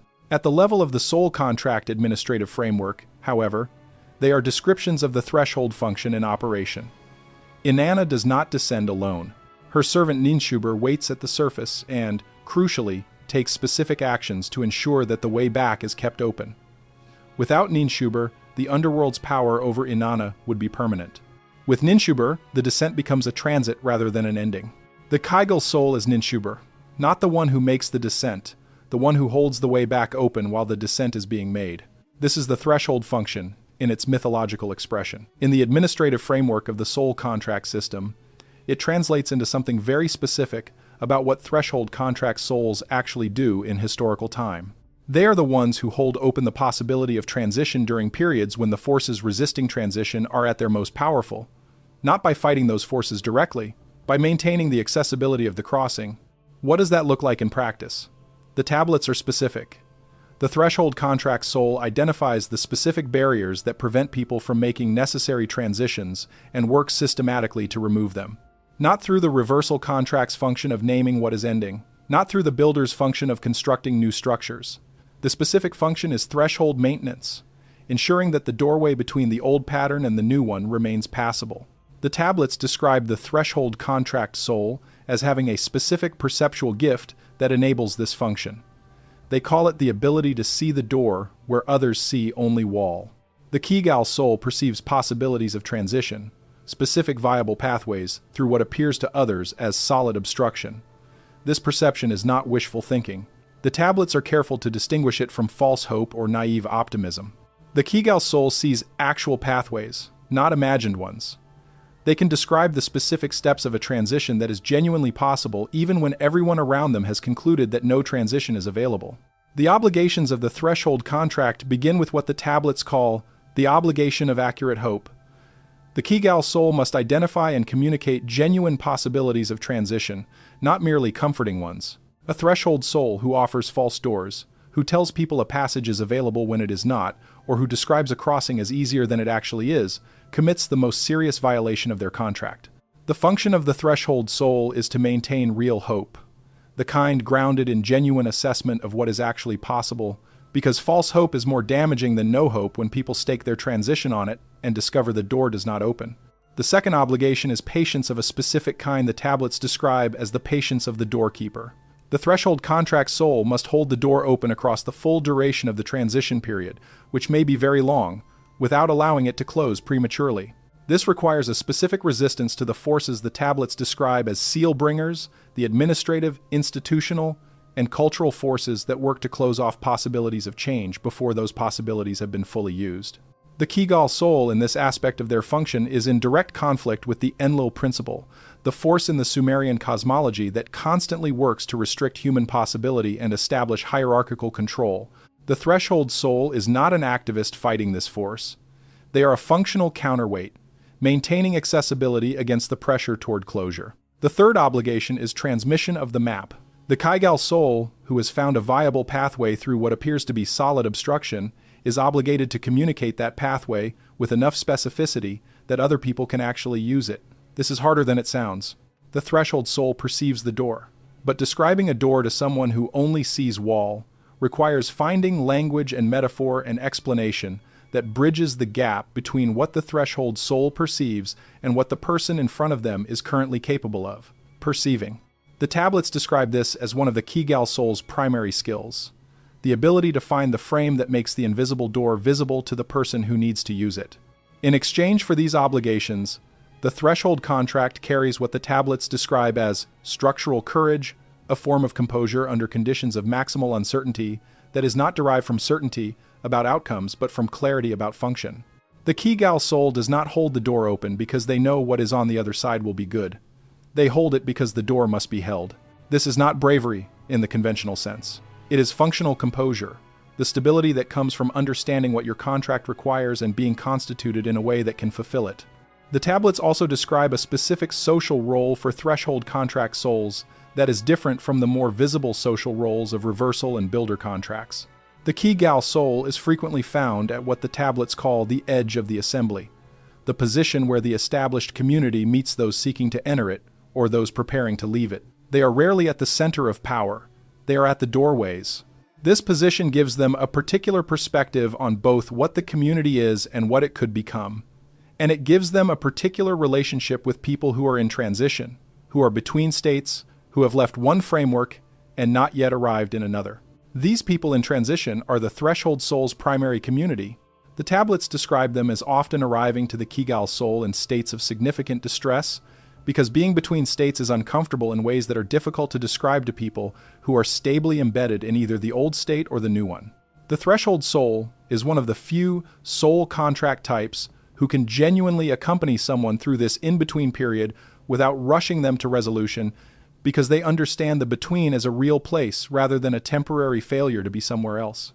The Sumerian descent literature has a passage in the return narrative of the Inanna myth that describes Inanna's emergence from the underworld in terms that have been endlessly analyzed by mythologists for what they reveal about Sumerian ideas of death and resurrection. The passage is indeed about all of that. It is also a description of what it feels like to be held by a threshold contract soul while you are making a transition that terrifies you. Inanna comes back because the door was held, because Ninshubur did not stop holding it. Because the function was maintained across the full duration of the descent, the return is possible not because Inanna willed it hard enough, or earned it, or was granted it by a superior power. The return is possible because the threshold was held by someone whose contract required them to hold it. The Kigal soul recognizes themselves by the specific role they find themselves playing in the lives of the people around them. They are the ones people seek out when they are at decision points. When they are between one version of their life and another, when they are about to make a crossing that frightens them and need someone who can both confirm the door is real and accompany them to it without rushing the moment. The threshold soul is the one who can sit with someone at a genuine threshold and feel at home there, because the threshold is where their contract puts them. They also recognize themselves by the specific way their own life is organized. The Kigal soul's biography is typically a series of threshold moments, periods of genuine transition followed by new positions that are themselves adjacent to the next threshold. They rarely achieve the stable, embedded positions that other soul contract types, particularly builders and carriers, achieve. They are in motion, but not the same kind of motion as the bridge contract soul. The bridge moves between established communities. The threshold soul moves between established moments, between the before and after of significant transitions, positioned at the exact place where the change is actually happening. The sixth contract's relationship to the current historical moment is one of the most specific in the tablet record. The tablets describe the approach to a major reset as a period of maximum threshold density, the greatest number of genuine transition points available simultaneously in any period of the cycle. What was previously possible only as individual or small group transitions becomes possible at the scale of civilizational reorganization. The Kigal soul in such a period is not managing a few transitions for the people immediately around them. They are holding open thresholds that entire communities and frameworks can pass through. This is the scale of function that the eighth reset period requires from threshold contract souls, not the ordinary doorkeeper role that suffices in stable periods. The expanded doorkeeper role that the approach to a major civilizational transition activates. The tablets describe this activation as something the Kigal soul feels before they understand it intellectually, a pull towards specifically transitional work, an intensification of their characteristic ability to see doors where others see walls, an increasing urgency around the maintenance of possibility that the people around them may not yet feel or understand. If you carry the threshold contract, the tablets say, this is not a time to wait for the transition to be over so that you can return to your usual work. This is the time when your usual work becomes indispensable. Hold the doors. Name the genuine crossings. Accompany the people who are ready to make them. The threshold is where you have always been. The difference is that now the scale of what can cross is larger than it has ever been in your lifetime. Possibly larger than it has been in any of your lifetimes. The sixth contract, the held door. The seventh is the one the tablets describe as the rarest of the eight. The seventh contract. The tablets describe it with a restraint that is unusual in a document that elsewhere uses quite precise administrative language. The restraint is itself a signal. What the Sumerians were describing in the seventh contract was at the edge of what their administrative framework could capture, and they knew it. They called these souls the Izi-Galu, which translates as the great flame bearers, the ones who carry the original fire, and the term Izi in Sumerian carries a weight that the translation partially loses. It does not mean fire in the ordinary sense of combustion or warmth. It is the word used for the creative fire, the animating principle, the force that in the Sumerian cosmological framework is the ultimate source of the Anunnaki's own power, and the thing they implanted in human beings when they added divine blood to the clay. The seventh contract souls, in the Sumerian classification, are the ones who carry the original creative fire at its highest concentration. Not the warmth of the carrier contract's living knowledge, not the practical heat of the builder's skilled hands. The originating fire, the thing from which all the other soul contract functions ultimately derive. And in carrying it at high concentration, they function in a way that is qualitatively different from every other contract in the system. The tablets describe the Izigalu as the ones who generate in others the awareness of what they are. This is the most compressed description of the seventh contract function, where the witness observes, the builder constructs, the carrier maintains, the bridge connects, the reversal soul names endings, and the threshold soul holds open the passage. The flame bearer ignites the capacity for self-recognition in the people they encounter. They catalyze contract awareness in souls who would not otherwise access it within the time frame that the system requires. This function is why the tablets describe the seventh contract as the rarest. The Izigalu soul does not work at scale. They do not write to large audiences or build systems that serve many people simultaneously. Their function is deeply personal, deeply specific, and operates at the level of individual encounter. They work one life at a time. But each life they touch becomes capable of doing things that required the flame bearer's presence to initiate, and those capacities then ripple outward in ways that are not directly traceable to the original encounter. The obligations of the seventh contract begin with what the tablets call the obligation of full presence. The Izigalu soul must be completely present in each encounter they are engaged in, not professionally attentive, not helpfully focused, completely present, in a way that the tablets describe as bringing the full weight of their animating capacity to bear on the specific person in front of them. This is demanding at a level that most soul contract types are not asked to sustain, because it means that the flame bearer cannot protect themselves from the full reality of the person they are encountering. The complete presence that the function requires means genuine contact, actual meeting, the full experience of the other person's state, condition, and need. The second obligation is what the tablets call the obligation of ignition without attachment. The Izigalu soul ignites something in each person they encounter. What is ignited varies by the contract that person carries. In a witness soul, the flame bearer ignites the full activation of witnessing capacity. In a builder soul, the ignition activates the complete template recognition. In a carrier, it activates the full living intensity of the capacity being carried. The ignition is specific to what the other soul is and needs, but the flame bearer cannot stay to see what the ignited capacity produces.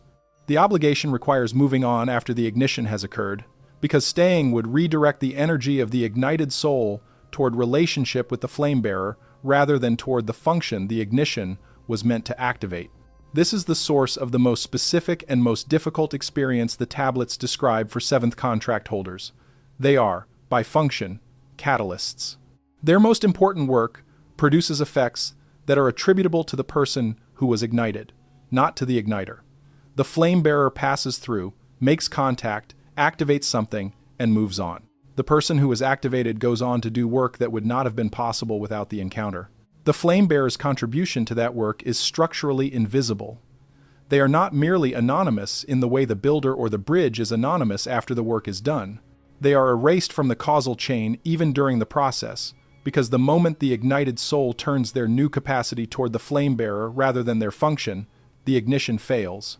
The tablets describe this as the Izigalu soul's most constant challenge. The people they encounter, the ones in whom they successfully activate something important, typically want to remain in contact, want to return, want to organize their newly activated capacity around the relationship with the flame bearer. The seventh contract soul must redirect this. They must send the ignited soul back toward their own function rather than allowing the relationship to become the focal point. This is not cruelty. It is the specific demand of the contract. The flame catalyzes the reaction and withdraws. The reaction then proceeds on its own.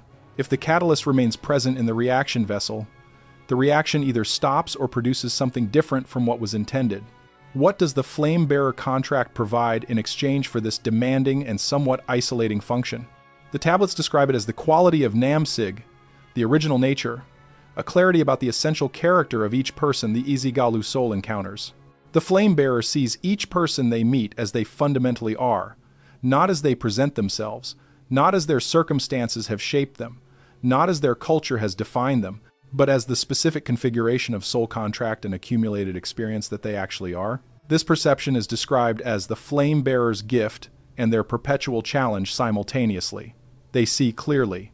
which is what makes the ignition possible. But seeing clearly means they also see clearly when an encounter is going wrong, when someone they have ignited is redirecting their energy toward the flame bearer rather than their function, when the relationship that the ignition created is becoming a substitute for the work the ignition was supposed to enable.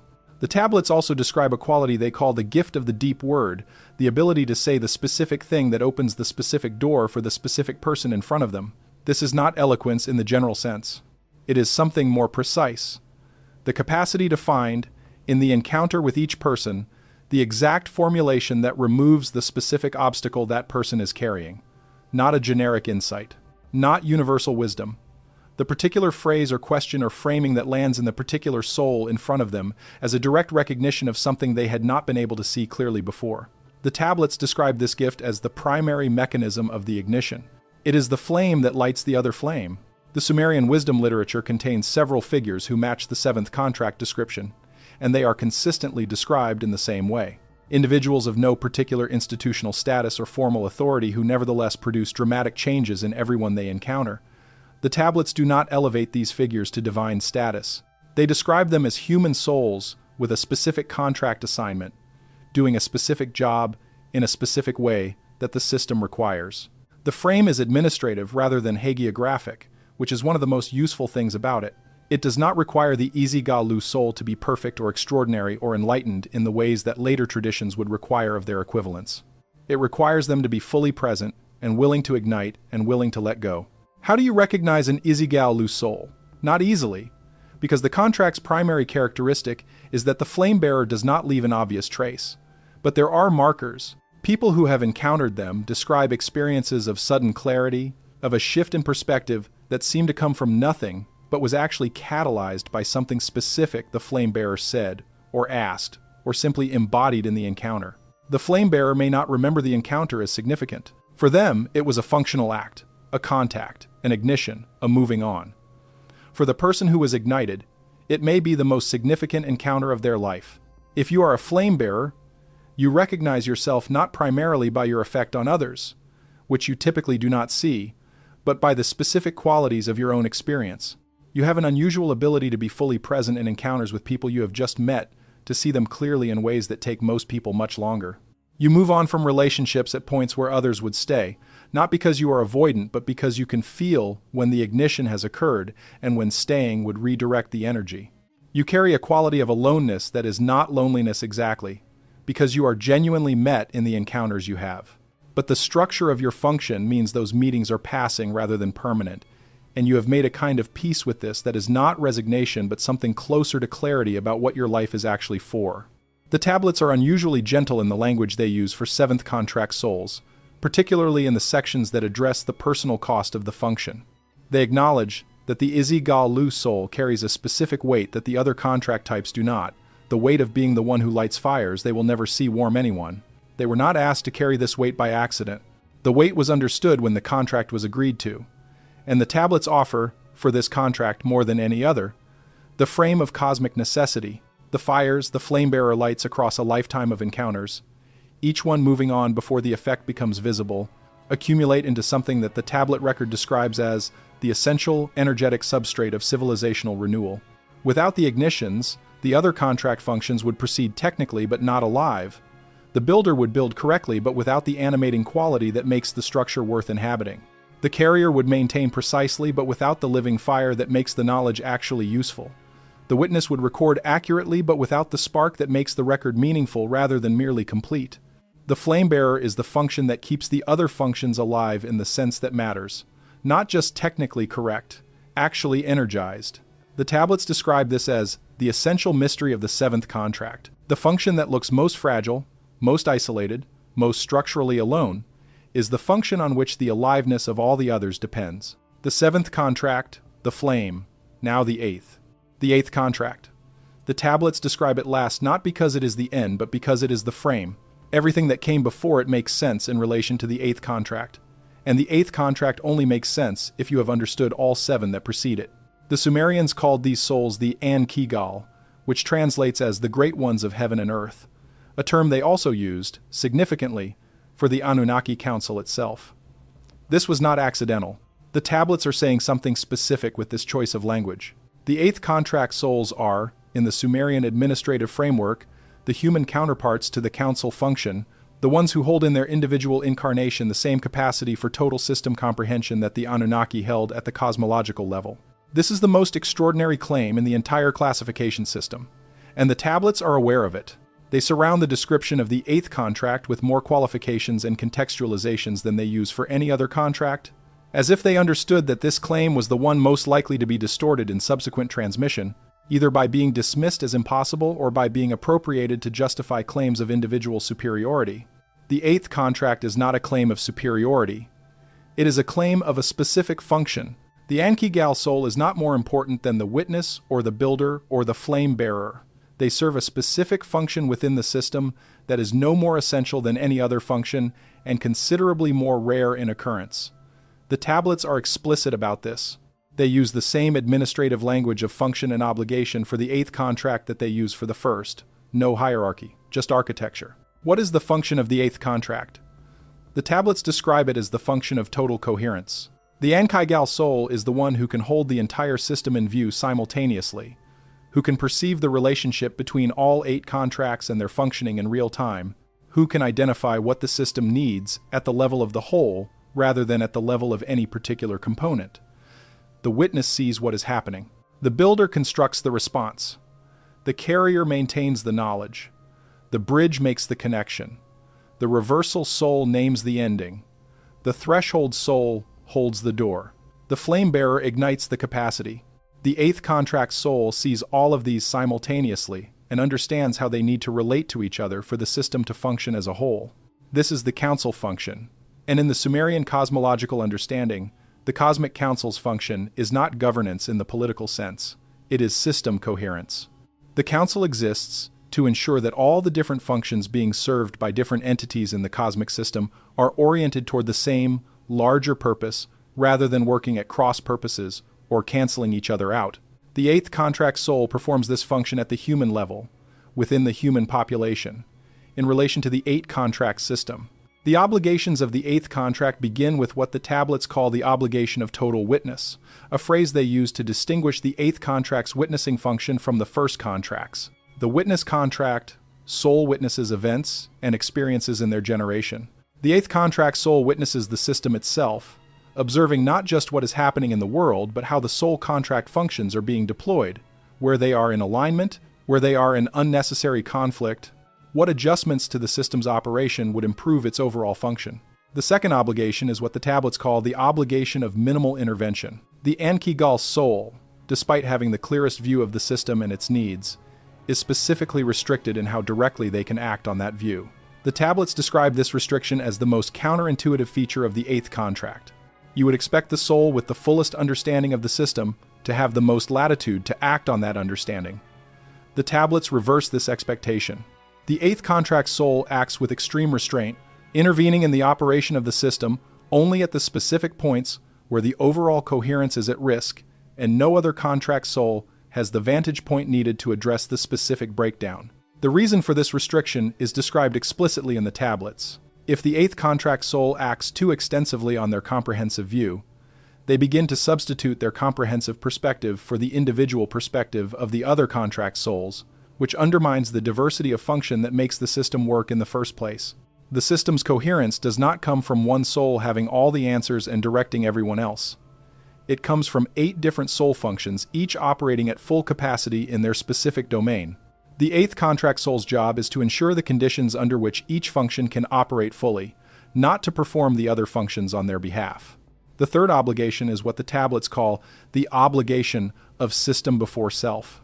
The Anki-Gal soul consistently prioritizes the needs of the overall system over their own preferences, relationships, and positions.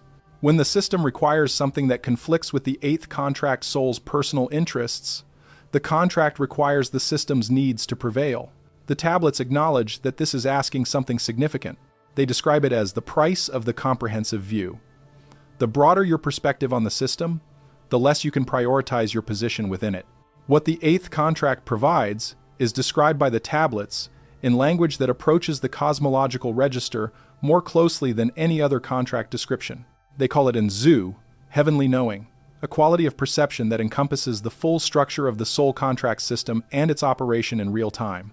The Anki-Gal soul knows what function each soul they encounter is serving, not through analysis or deduction, but through direct perception. They know where the system is in each phase of the cycle. They know what is needed and from whom and in what sequence.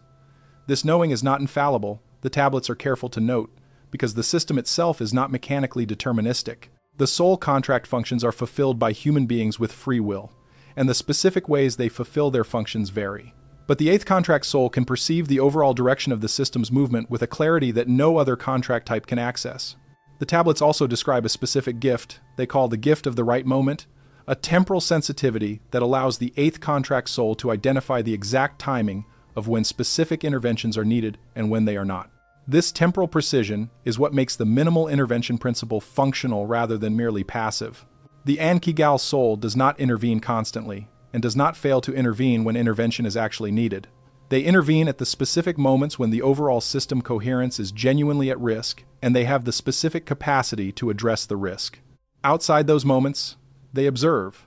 The historical record that the Sumerian tablets identify with eighth contract souls is not the record of rulers or heroes or founders of traditions. It is the record of the unnamed advisors, the anonymous counselors, the figures who appear in the background of major historical transitions without ever occupying the center stage. The tablets treat this anonymity as the functional signature of the eighth contract. The Anki-Gal soul's interventions, when they occur, are structurally invisible to later historical reconstruction precisely because they occurred at the level of system coherence rather than at the level of specific events. The event that happened is visible. The reason it happened in the way that served the system's needs rather than some other way is invisible, because the Anki-Gal soul's role was to ensure the conditions, not to be the agent. How do you recognize an eighth contract soul? The tablets offer the fewest markers for this contract, and the markers they offer are the most internally referenced, meaning they are recognizable primarily through the experience of the soul themselves rather than through observable external behavior. The eighth contract soul has a comprehensive awareness of the people around them that they typically cannot fully explain and often do not fully articulate, because doing so would involve describing other people's soul contract functions in ways that would be difficult to communicate without sounding like claims of unusual knowledge or superior perception. They also experience a specific form of loneliness that is different from the loneliness the tablets describe for any other contract. Not the asymmetric loneliness of the witness, who sees more than others see. Not the passing aloneness of the flame-bearer, who moves on before the relationship deepens. The eighth contract loneliness is the loneliness of the one who knows the system but cannot share that knowing with any individual within it, because sharing it comprehensively would require the other person to have the eighth contract's perspective in order to understand it, and if they had that perspective they would already know it. The Anki-Gal soul carries an understanding that is structurally uncommunicable except in the compressed, oblique form of administrative documents like the one the Nippur scribes pressed into clay. There is one more thing the tablets say about the eighth contract that deserves its own moment of attention. They say that the Anki-Gal soul knows when a cycle is complete, not from external signs or predicted timelines. From direct perception of the system's state, they know when the system has served its purpose and a new configuration is required, and they know what needs to be carried forward into the new configuration and what needs to be left behind. The tablets describe an eighth contract soul in the period immediately preceding the eighth reset as carrying a very specific awareness, not certainty about how the transition will unfold, certainty that the transition is necessary and that the system is ready. They carry this awareness often long before it is evident to anyone else that the old configuration is ending and a new one is needed. This is not prophecy, it is system perception. The comprehensive view that the eighth contract provides makes certain things visible that are not visible from any narrower perspective. If you read through all 8 contracts and found that none of them precisely captured your experience, but all of them described aspects of it, you may be carrying the eighth. The witness who contains all 7 previous witnesses. The builder who can see every structure simultaneously. The flame-bearer who carries the original fire not to individual encounters, but to the system as a whole. The Anki-Gal soul is the one who holds the full picture. And in a period when the full picture is what is most needed, the eighth contract is the one that the system cannot afford to have sleeping. 8 contracts, 8 functions, 8 ways that the soul contract administrative system distributes the work of civilization across the human population. What we have described is not a spiritual typology in the way that modern readers are accustomed to encountering such systems. It is not a personality classification. It is not a self-improvement framework. It is, in the strictest sense, that the Sumerian administrative tradition allows us to apply that term, a functional taxonomy, a description of the different jobs that the cosmic system assigns to different souls, with the obligations, provisions, and markers of each described in the same administrative language that the Nippur scribes used to describe the irrigation assignments of the city of Nippur and the grain storage records of the temple of Enlil. The Sumerians did not consider this material esoteric. They did not hide it in mystery traditions or restrict it to initiates. They produced accessible versions and distributed them. The soul contract classification was, in their understanding, public information, practical information, the kind of information that helped people understand why their lives had the specific shape they did and what they were actually here to do. The decision to frame it as mystical or hidden came later, in traditions that inherited Sumerian cosmological frameworks through Babylonian, Egyptian, and eventually Hermetic transmission, and that for their own reasons reframed functional administrative knowledge as secret wisdom accessible only to the initiated. The Nippur scribes, had they known this would happen, would have been annoyed. They were administrators. They pressed what they knew into clay so it would survive. The survival of the information was more important to them than the prestige of controlling access to it. What do you do with the classification once you have received it? The tablets address this directly in the wisdom literature sections that follow the administrative taxonomy. They describe a specific process they call nam tarzu, self-knowing of fate, which is distinct from ordinary self-knowledge in the way the tablets understand it. Nam tarzu is not introspection. It is not the examination of one's feelings, preferences, and experiences in order to understand one's personality. It is the identification of which contract function your life has been structured around, followed by the alignment of your choices and efforts with that function rather than against it. The tablets describe this alignment as producing what they call sag-gig, black-headed one's right path, a phrase they used for the state in which a human being's individual life is in accordance with their soul contract's requirements. The sag-gig state is not described as a constant emotional peak or a sustained sense of spiritual fulfillment. It is described in much more practical terms. The sag-gig state is when the work you are doing is the work your contract assigns you, and the specific quality of experience that produces is recognizable even though it is not dramatic. It is the experience of doing what you are constituted to do. The specific friction of being in the wrong function disappears, replaced by the specific resistance that comes from doing the right function in difficult conditions.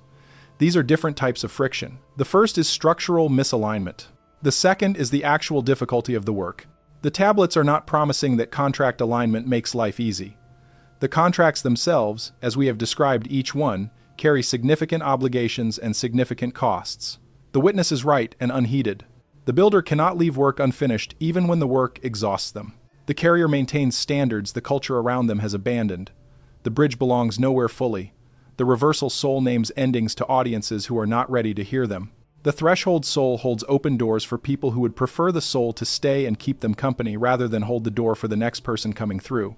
The flame bearer ignites and departs. The eighth contract soul carries a comprehensive view that cannot be fully shared with any individual who does not already have it.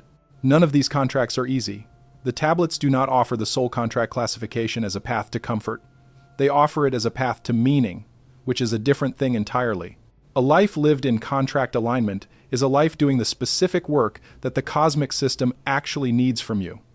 The meaning is structural, not emotional. It comes from fit, from the recognition that what you are doing matches what you are for, not from pleasant feelings about the work. The distinction the tablets make between meaning and comfort is one of the things that makes the Sumerian classification feel different from modern self-help frameworks, even though it superficially addresses some of the same questions. Modern frameworks that ask you to discover your purpose or find your authentic self tend to operate on the assumption that purpose feels good, that authenticity is emotionally rewarding, that the right path is the one that makes you feel most alive in the positive sense. The Sumerian classification does not make this assumption. It assumes that your contract is what the system needs from you, that the function you were assigned may be one that costs you a great deal personally, and that the meaning available to you comes from fulfilling that function, rather than from feeling good about it. This is a harder frame. It is also, for many people who encounter it, a more honest one. The witness soul who has spent a lifetime being right about things that no one around them was willing to believe does not need to be told that this is secretly pleasant or that they have not been living their true purpose. They need to be told that the function they have been serving has been necessary, that the record they have been keeping has mattered even when no one acknowledged it, that the pain of accurate perception without receptive audience is contractual rather than personal. That is what the tablets offer. Not comfort, recognition of function. The question that the Sumerian classification raises, and that the tablets explicitly address in the sections following the taxonomic description, is whether soul contract awareness is available to everyone in a given generation or only to those who encounter the specific material. This is a question the Sumerians took seriously, because if the classification system only works for people who have been exposed to it, its utility is limited to the educated class that has access to the tablet record. The tablet's answer to this question is pragmatic rather than theological. They say that the soul contract is operative, regardless of whether the individual carrying it has explicit knowledge of the classification system. The witness soul witnesses whether or not they know they are a witness contract holder. The builder builds whether or not they have ever encountered the concept of the builder contract. The function is active. What contract awareness adds is not the activation of the function, but the reduction of the friction that comes from misidentifying the function or from resisting it rather than fulfilling it. A witness soul who does not know their contract may spend significant energy trying to fix things they observe, trying to force outcomes from their position of accurate perception, trying to be something other than what the contract requires of them. A builder when the contract requires witnessing, an activist when the contract requires recording. This is not a failure of character. It is the natural consequence of having an active function without a framework for understanding what the function actually requires. Contract awareness reduces this mismatch. It tells the witness soul that the work is not failing to change things. The work is seeing clearly and keeping the record. That shift in understanding does not make the pain of the sealed hand go away, but it removes the layer of additional suffering that comes from believing the sealed hand is a personal failure rather than a contractual feature. The tablets describe this reduction of suffering through naming as one of the primary practical benefits of the soul contract classification. Not the only benefit, not the primary meaning of the system, but a real and significant benefit to the people who receive the classification and can recognize their contract in it. The specific weight of each contract does not change. The meaning of the weight changes, and meaning changes how weight is carried. There is a passage in the Sumerian lament tradition that the tablets quote in several places in the wisdom literature, attributing it to different contexts but always using it to illustrate the same point. The passage translates approximately as the ox does not mourn the heaviness of the yoke, knowing the field it must cross. The tablets do not use this passage to minimize suffering. They use it to describe the relationship between understanding function and experiencing the obligations of function. The ox's yoke is still heavy, the field is still real, but the crossing is purposeful, and a purposeful crossing is endurable in a way that the same crossing, with the same weight, without understanding where it leads, is not. The soul contract classification is the telling of where the field leads, not in terms of specific outcomes, which the tablets never promise to the individual soul, in terms of what the crossing is for, what the function serves, what the larger system is building through the work of each specific contract type across many generations and many cycles. We are in the period the tablets identify as the approach to the 8th reset. The tablets describe this as the most significant civilizational threshold in the entire 7-cycle record, not because the collapse will be more catastrophic than previous collapses, though it may be, but because of what the tablets say comes after it. The transformation that the 8th reset is creating the conditions for is, in the tablet record's own terms, the one that the previous 7 resets were all preparing for. The first 7 resets each performed a specific function in the long preparation for what the 8th initiates. The 8th is not another rehearsal. The 8th is the thing that all the previous rehearsals were for. The tablets are careful not to describe this in terms that would allow it to be co-opted as a prophecy of utopia or as a prediction of specific political or social outcomes. They describe it in functional terms as the conditions under which the soul contract system itself undergoes the most significant revision since its initial establishment. A revision that is not an ending but a completion. The graduation of the system to a new configuration that incorporates what all 8 contract types, operating across all 7 previous cycles, have learned and accumulated. What that new configuration looks like is not described in the tablet record available to us. This may be because the scribes did not know, or it may be because the new configuration is genuinely beyond the descriptive capacity of the frameworks available to the Sumerian administrative tradition. Or it may be that describing the destination would be counterproductive, that the souls who need to be present and functional for the transition need to be oriented toward the work of their current contract rather than toward an imagined outcome that might distract them from it. What the tablets do describe, with unusual specificity, is what the generation living through the approach to the eighth reset needs to do. Not what they need to believe, not what they need to feel, what they need to do, and the answer is the same for every soul contract type. Find your contract. Fulfill it. The witness witnesses, the builder builds, the carrier carries, the bridge crosses, the reversal soul names, the threshold soul holds, the flame bearer ignites. The eighth contract soul holds the comprehensive view and intervenes minimally and precisely. That is the whole teaching. Everything else in the tablets is commentary on those 8 verbs. The tablets do not leave the question of contract alteration unaddressed.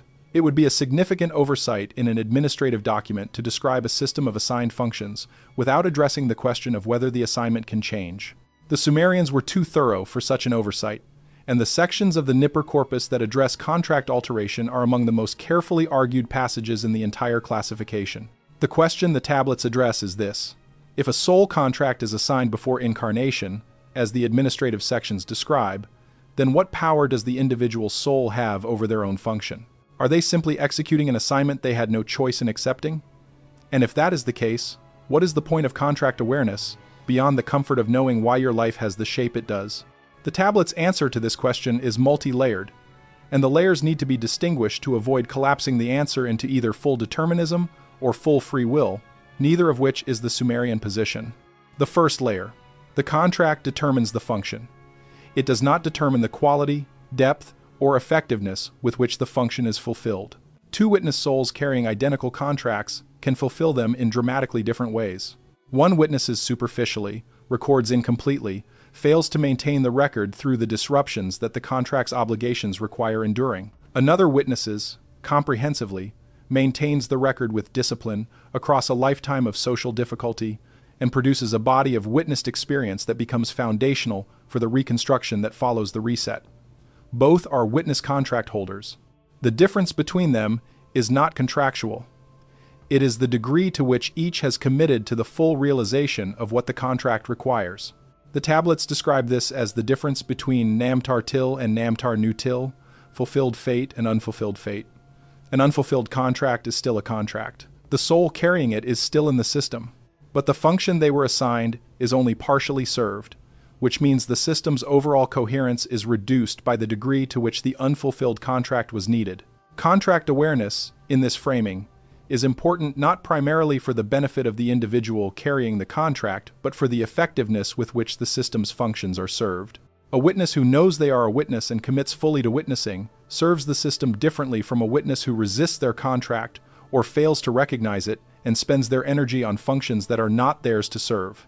The second layer. The tablets do describe conditions under which a soul contract can change, but they frame the change differently from what modern concepts of self-determination would expect. The Namtar Dagal process, the widening of fate, occurs between incarnations in the Sumerian understanding. Within a single lifetime, the contract is fixed, but the process of how fully a soul fulfills their contract within a lifetime determines what contract the system assigns them in the subsequent one.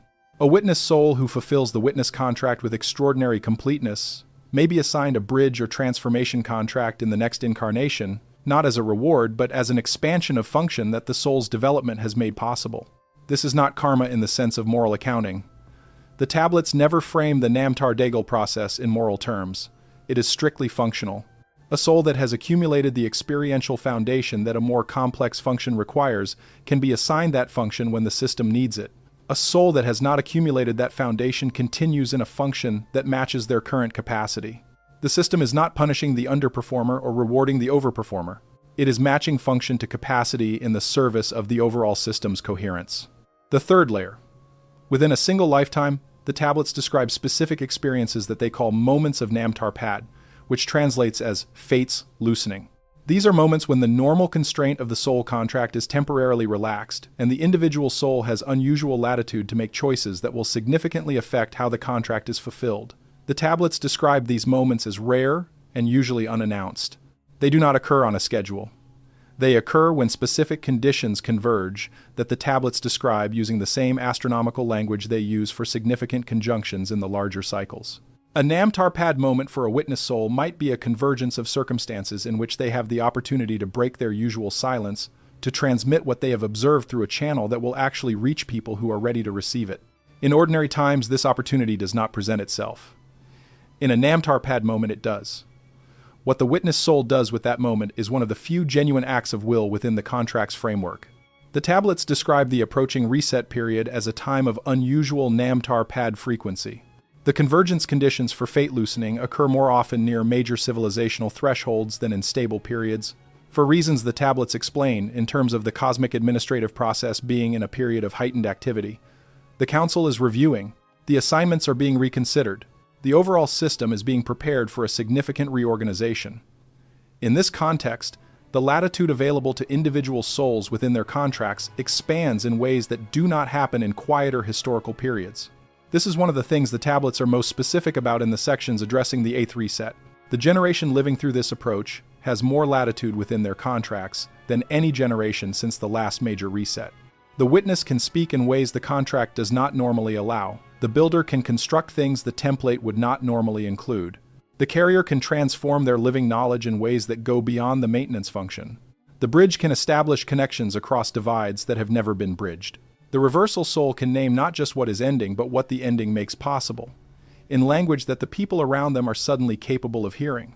The threshold soul can hold open doors that were previously too narrow for whole communities to pass through. The flamebearer can ignite at scale rather than only an individual encounter. And the 8th contract soul can act rather than merely observe. The tablets describe this expansion of latitude as the gift of the threshold period, not a spiritual grace, an administrative adjustment. The system loosening the contracts at exactly the moment when a higher degree of individual initiative is needed to accomplish what the reset requires. The loosening is not permanent. It applies to this period. It is why the period matters as much as the tablets say it does. With this framework for contract alteration in place, the tablets move in the final sections of the classification to what they call the Iji Dua, the face of what is coming. Not a prophecy. A description of the structural conditions that the classification predicts will characterize the transition period based on how the 7 previous resets unfolded. The tablets treat this not as certain prediction but as pattern extrapolation. 7 resets with consistent structural features suggest that the 8th will follow similar patterns. The tablets describe these patterns not to frighten but to prepare. The first pattern. The tablets describe what they call the period of mixed signals, a phase in the approach to each reset when the signs of the ending and the signs of the new beginning are simultaneously present and visually indistinguishable to most observers. Things that look like growth are actually the last intensification before collapse.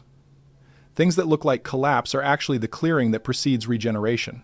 The only soul contract type that consistently reads these mixed signals correctly during this phase is, predictably, the witness. Because the witness has accumulated enough observed experience to distinguish between types of apparent growth and types of apparent collapse based on structural features that the other contract types do not have the vantage point to perceive. The current period has characteristics the tablets associate with the mixed signals phase. The simultaneous presence of what appears to be technological and social advancement and what appears to be fundamental institutional breakdown is a structural feature of the mixed signals phase, not a paradox requiring explanation. The tablets predict it. The classification system explains why it is occurring. The witness souls in the current generation are the primary source of accurate reading of this mixed signals environment, which is why the tablets describe the activation of witness function as one of the most urgent practical requirements of the approach to the 8th reset. The second pattern. The tablets describe what they call the separation of contracts, a phase in which the 8 soul contract types begin to become visible to each other in ways that are not typical in stable historical periods. In ordinary times, the contracts are functionally invisible.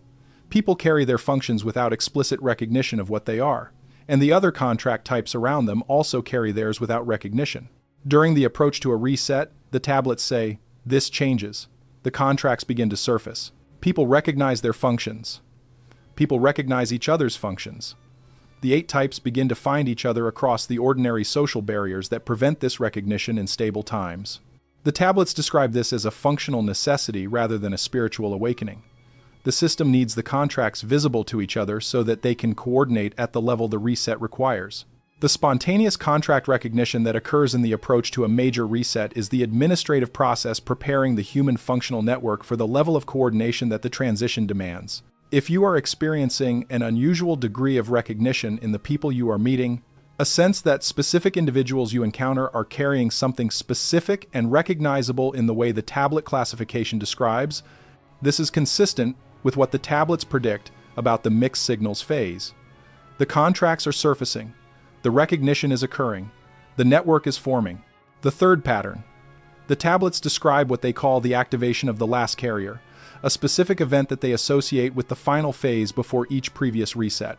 In each of the 7 previous resets, the tablet record describes a specific moment when the last soul carrying a particular cultural capacity reaches the point of transmission, the moment when the capacity either passes to a new carrier or is lost entirely. The tablets do not identify this as a dramatic public event.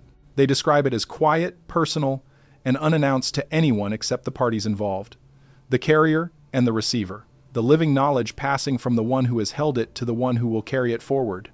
The tablets say that in the period approaching the 8th reset, all 8 of the major cultural capacities that the carrier contract system maintains need to complete their transmission. Some of these transmissions have already occurred, others are still pending.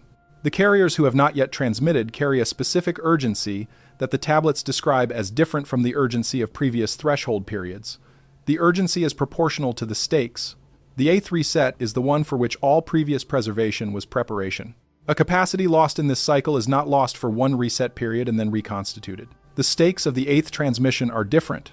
If you carry the carrier contract and you have not yet transmitted your living knowledge to someone who can hold and extend it, the tablets are addressing you directly in this passage. Not to generate anxiety, to communicate priority. The transmission is the function. The function is needed now. Find the one who can receive what you carry.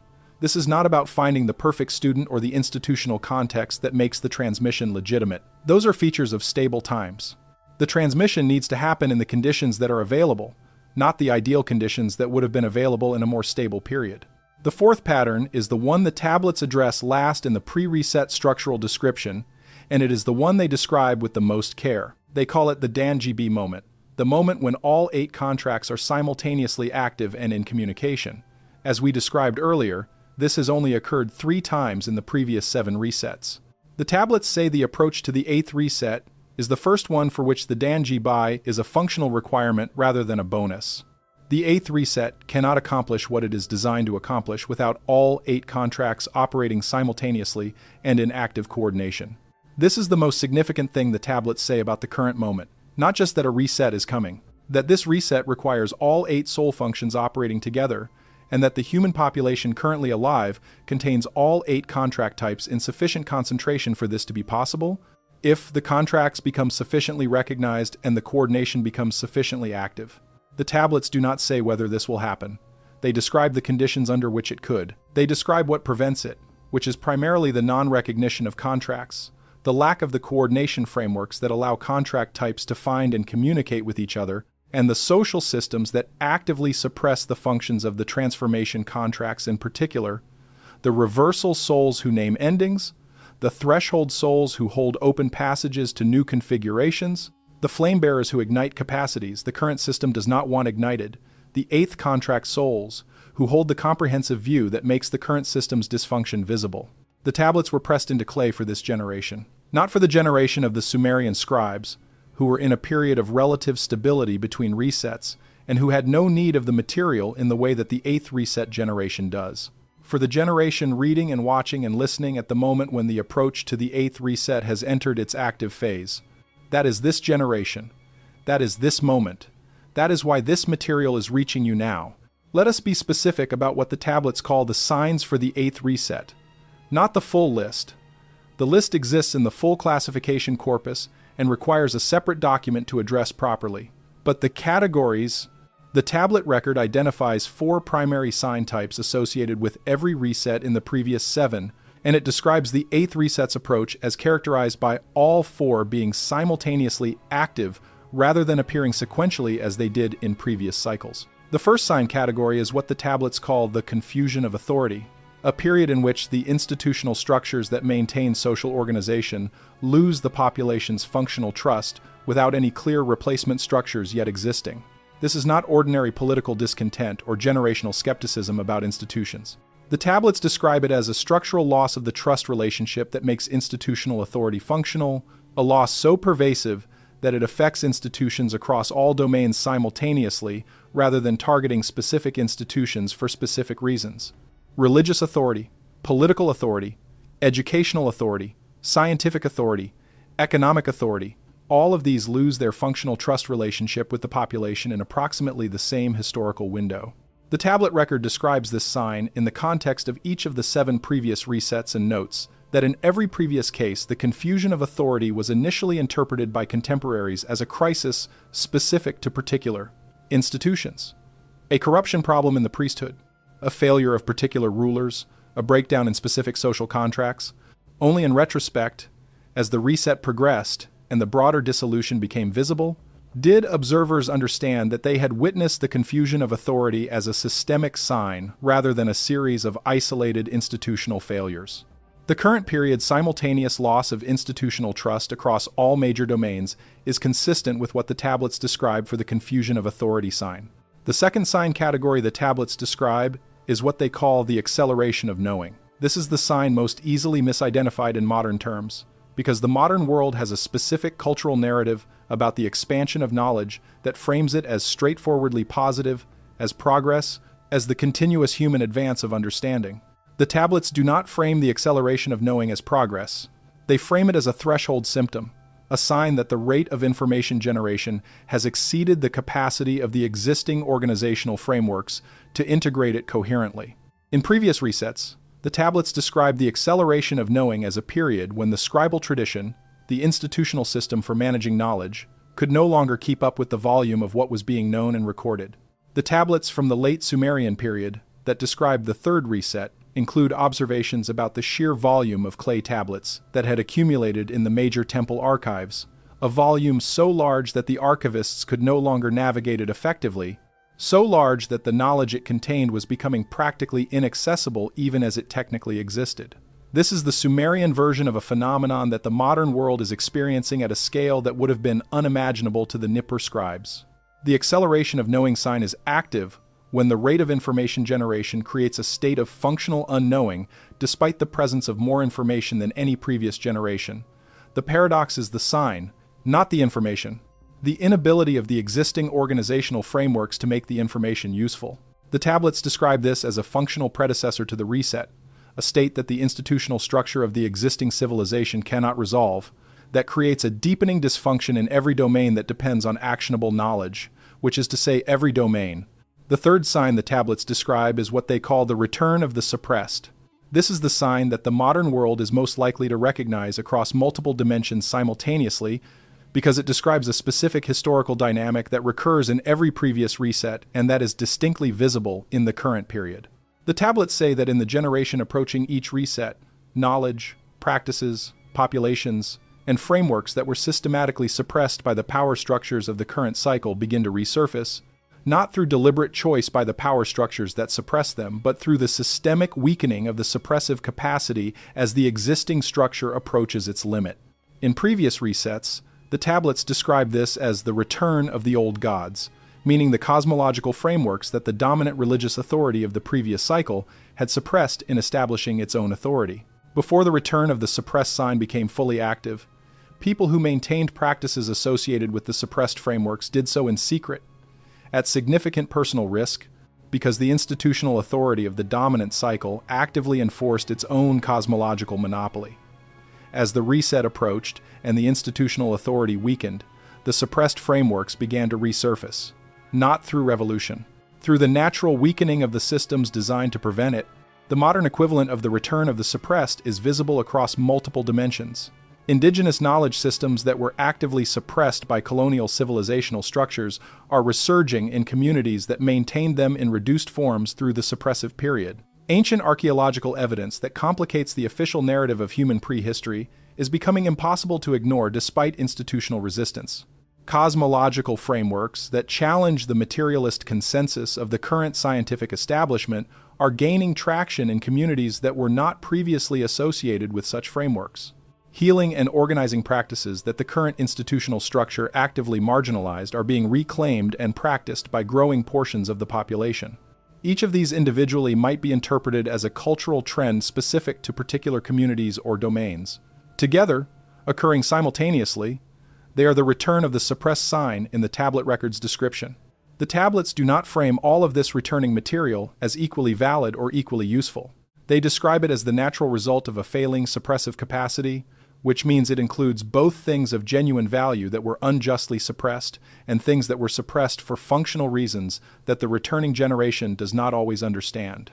The return of the suppressed is not straightforwardly good, it is a sign. The discernment of what within the return is worth incorporating into the new configuration and what is not is one of the primary tasks of the witness, carrier, and bridge contract souls in the current period. The fourth sign category is the one the tablets describe with the most astronomical language, and it is the one that has the most direct connection to the specific cosmological framework that the Sumerian scribes used to track the reset cycles. They call it the celestial signal, and they describe it in terms of specific, observable changes in the behavior of celestial bodies and systems that the Sumerian observational tradition had identified as co-occurring with each of the previous 7 resets. Without going into the full astronomical detail that the relevant tablet passages contain, the celestial signal category includes observations about solar behavior, about the appearance of previously unseen objects in the sky, and about specific patterns in the observable movement of celestial bodies that the Sumerian astronomical tradition associated with the closing of one major cycle and the opening of the next. The tablets describe these not as causes of the reset, but as indicators of the same large-scale cyclical process that the reset is part of. The same force that drives the celestial patterns also drives the civilizational transitions. Watching the sky was the Sumerian equivalent of reading a gauge that measured the larger process. The tablets say all 4 signs are active when the reset is in its approach phase. The confusion of authority, the acceleration of knowing, the return of the suppressed, the celestial signal. The instruction the tablets give to the witness contract holders reading this material is the same instruction they gave in every previous cycle. Watch all 4 simultaneously. The timing of the reset is indicated by the convergence of all 4 rather than by the intensity of any single one. The 4 approaching their simultaneous maximum is the specific indicator the tablets provide for the most active phase of the approach. The tablets then turn to what they call the instruction for the contracts, a brief but specific set of recommendations addressed to each contract type for the approach period. We have woven most of this material into the individual contract descriptions, but the summary form in the tablets is worth presenting directly. For the witness, the time of the sealed hand is partially lifted.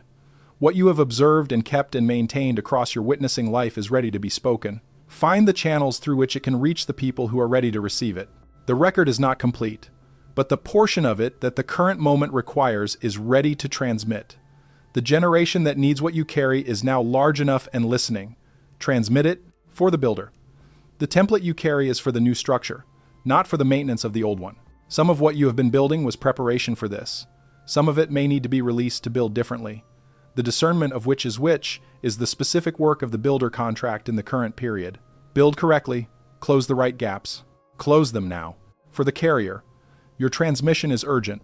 The living knowledge you carry has value in the new configuration only if it makes the crossing intact. Find the receiver. Transmit it fully. The transmission is not just a gift to the receiver, it is a structural requirement of the transition. You have spent your life maintaining what you carry. The maintenance phase is ending. The transmission phase has begun. For the bridge, the connections you have been building your whole life were preparation for this moment. The divides that most need crossing are not the ones between communities that are already in communication. They are the ones between communities that have been isolated from each other precisely because the dominant system found their connection threatening. Cross those. Your contract has been training you for this specific crossing. For the reversal soul, the naming of the ending is happening. Many people can now hear it who could not before. What they need next is not more naming of the ending, but the naming of what the ending makes possible. The offered hand. The description of the space that opens when the old structure dissolves. This is the third obligation that many reversal contract holders have deferred because the audience was not ready. The audience is now more ready than they have been in your lifetime. Name the opening. For the threshold soul, the doors you have been holding are being approached by more people than have ever approached them before. The scale of what needs to cross has exceeded what you were typically positioned to hold. Find other threshold souls. Coordinate the holding. The threshold cannot be maintained by individual souls acting alone in this phase. The Dangibai condition requires threshold souls functioning as a network rather than as individual doorkeepers. For the flame bearer, the individual encounter that was your primary mode of operation is still needed. It will always be needed. But this period also allows for something that the flame-bearer contract rarely permits: the ignition of communities rather than only individuals, groups in which the conditions are right for a collective activation of contract functions. When you encounter such a group, do not move on prematurely. Stay long enough to ensure the ignition is taken, then move on to the next. For the 8th contract, Act, the period of minimal intervention that defines your contract in stable times is suspended for this phase. The comprehensive view you carry is specifically needed in its active form, not in its observing form. The system needs you to take the vantage point you have and use it to do the thing that only you can do from that position. The specific form of this action will be particular to each Nkigal soul, because it depends on their specific position in the human network and the specific coordination gaps they can see from there. But Act. The minimal intervention provision exists to prevent the 8th contract soul from substituting their comprehensive view for the individual functions of the other contract types. It does not exist to prevent action when the action is the specific coordination that only the 8th contract can provide. 8 instructions, 8 contract types, 8 functions. The classification ends where it begins, with the acknowledgement that the Sumerian soul contract system is not a spiritual teaching designed to make you feel a particular way about yourself or the universe. It is a functional document, an administrative taxonomy designed by people who believed they were recording the actual structure of the cosmic assignment process, pressed into clay so it would survive long enough to reach the generation that needed it most.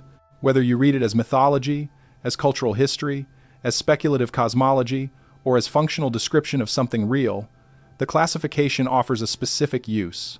It gives you a framework for understanding the specific shape of your life, the specific costs and provisions of the role you appear to be playing, and the specific relationship between that role and the larger situation the human population is navigating. The tablets ask only that you take the classification seriously enough to sit with it, not to accept it on faith, to compare it to your actual life, to the actual pattern of your experience, to the actual quality of what you find easy and what you find structurally difficult, to the actual history of what you have been drawn toward and what has cost you, and what has been provided in ways that seem to match your needs without your asking. Compare the classification to that. See whether one of the 8 contracts describes your life more accurately than you expected. If it does, the tablets have one final instruction for every contract type. It is the same instruction for all 8. They call it Nam Tardu, the walking of fate, the active fulfillment of the contract's function, not passive acceptance of the assignment. Active walking of it. The function does not fulfill itself. The soul carrying it does the work. The work is specific to the contract. The time for doing it is the time you are in. Walk your fate.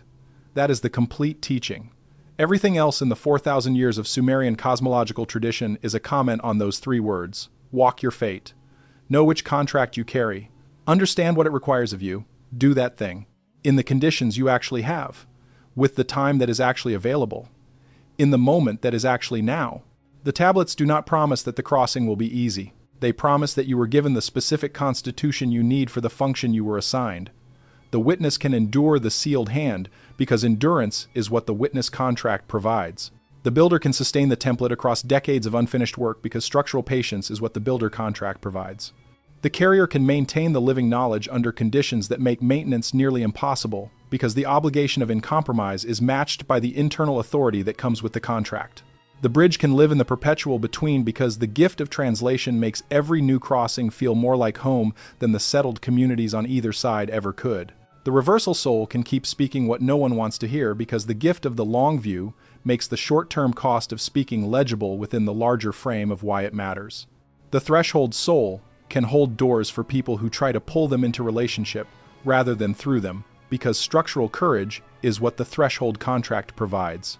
The flame-bearer can ignite and let go because the clarity of function makes the aloneness of departure something other than loss. And the 8th contract soul can hold the full weight of the comprehensive view because the gift of Enzu, the heavenly knowing, makes the weight something other than burden. Each contract was matched to the soul that carries it. Each obligation was matched to the provision that makes it bearable. The matching is not accidental. In the Sumerian administrative framework, it is the most important feature of the soul contract system. The Anunnaki, whatever else they were, however you read them in the cosmological tradition they generated, were careful administrators. They did not assign obligations without providing the capacity to meet them. The costs of each contract are real. They are also exactly what each contract's provisions make possible to sustain. This is the Sumerian classification of the 8 soul contracts, the oldest systematic description of human soul function in the written record, pressed into clay, survived 4,000 years, reaching you now.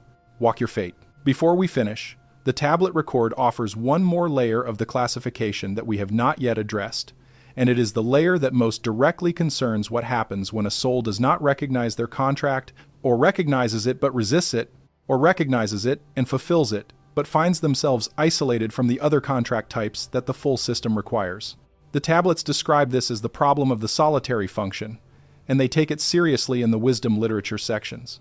A witness soul who witnesses in complete isolation, with no connection to the builder who could use the witnessed information, or the carrier who could transmit it, or the bridge who could extend it across cultural divides, is a witness soul in a state the tablets describe as Namtar La'al, the contract without completion, not a failed contract. A contract that lacks the relational context its function requires. This is why the tablets, at various points in the classification, describe the 8 contracts not only as individual functional assignments, but as a network. The soul contract system is not a collection of isolated individuals each doing their separate job.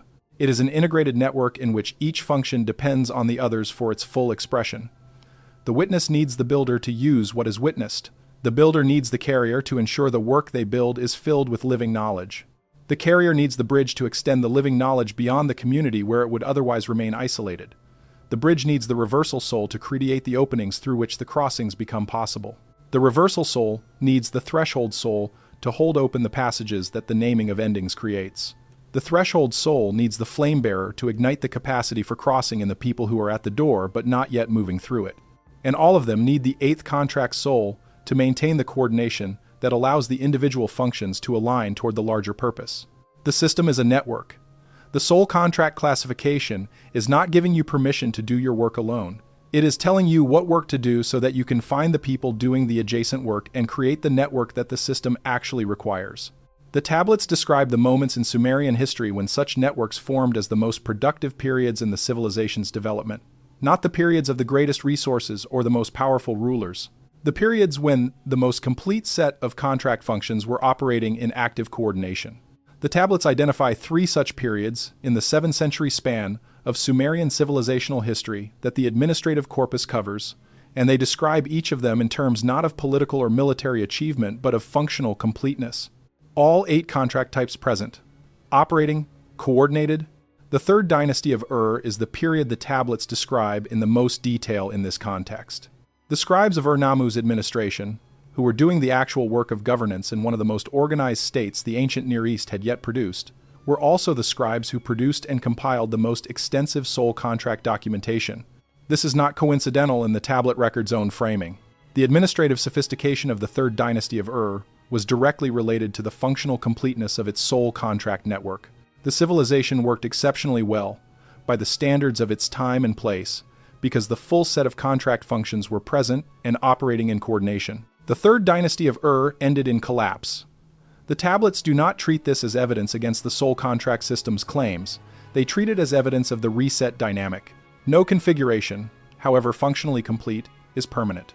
The system designed the contracts to function across cycles, not to freeze any particular configuration indefinitely. The collapse of was the end of one cycle's configuration. The documentation that its scribes produced was the seed material for the next, and across the subsequent 4,000 years of transmission, through Babylonian and Assyrian and eventually Hellenistic and later European channels, elements of that seed material have persisted to reach the generation that needs them. The 8 soul contracts that the Nippur scribes classified and the scribes documented and the subsequent centuries transmitted are not historical curiosities. They are functional descriptions of what the system requires from human beings in the specific situation that the 8th reset has created. The situation is specific. The requirements are specific. The contracts are specific descriptions of who carries which requirement. The tablets conclude the accessible versions of the soul contract classification with a phrase that the scribes used in multiple different contexts throughout the administrative corpus, a phrase so common in the Sumerian administrative tradition that it eventually became a kind of bureaucratic formula, the way that certain phrases in legal documents become formulaic through repetition without losing their original precision. The phrase is kalam ma higal, which translates as abundance in the land.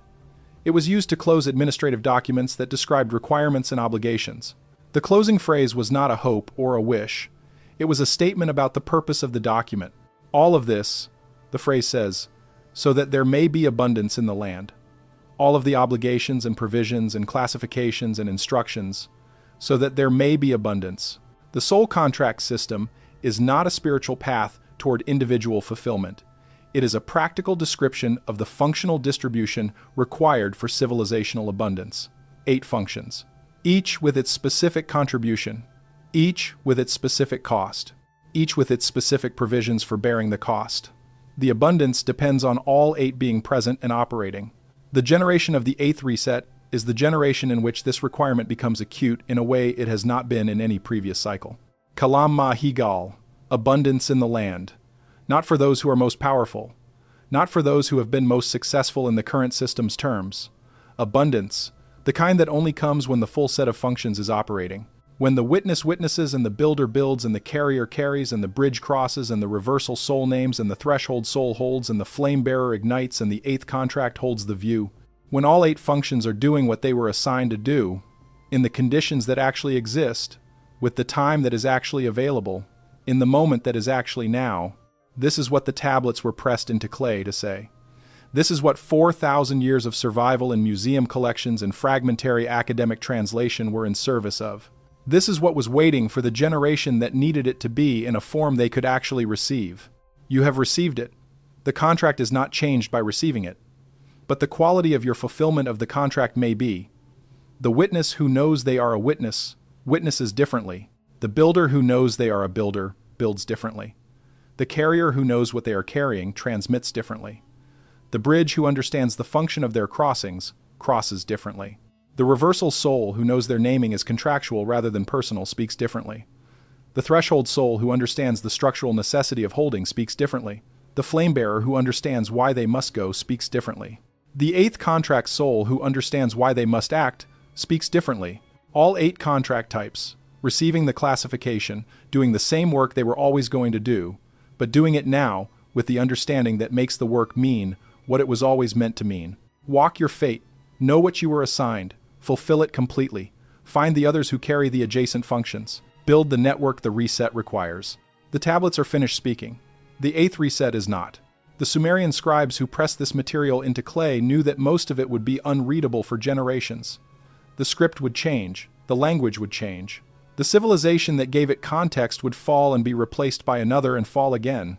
They pressed it anyway, because the information was more important than its immediate readability. Because the generation that needed it would find a way to read it, even across 4,000 years of distance, and several layers of translation, and the inevitable distortions of transmission, through traditions that did not fully understand what they were passing along, but understood that passing it along was necessary. That generation is reading it now, in a form the Nippur scribes could not have imagined, through a medium they had no concept of, in a moment they could not precisely predict but that they described, structurally, in the clearest administrative language available to them. The 8 soul contracts, the oldest classification in the written record, preserved for the generation the tablets were always waiting for. Now you know which exact one you signed.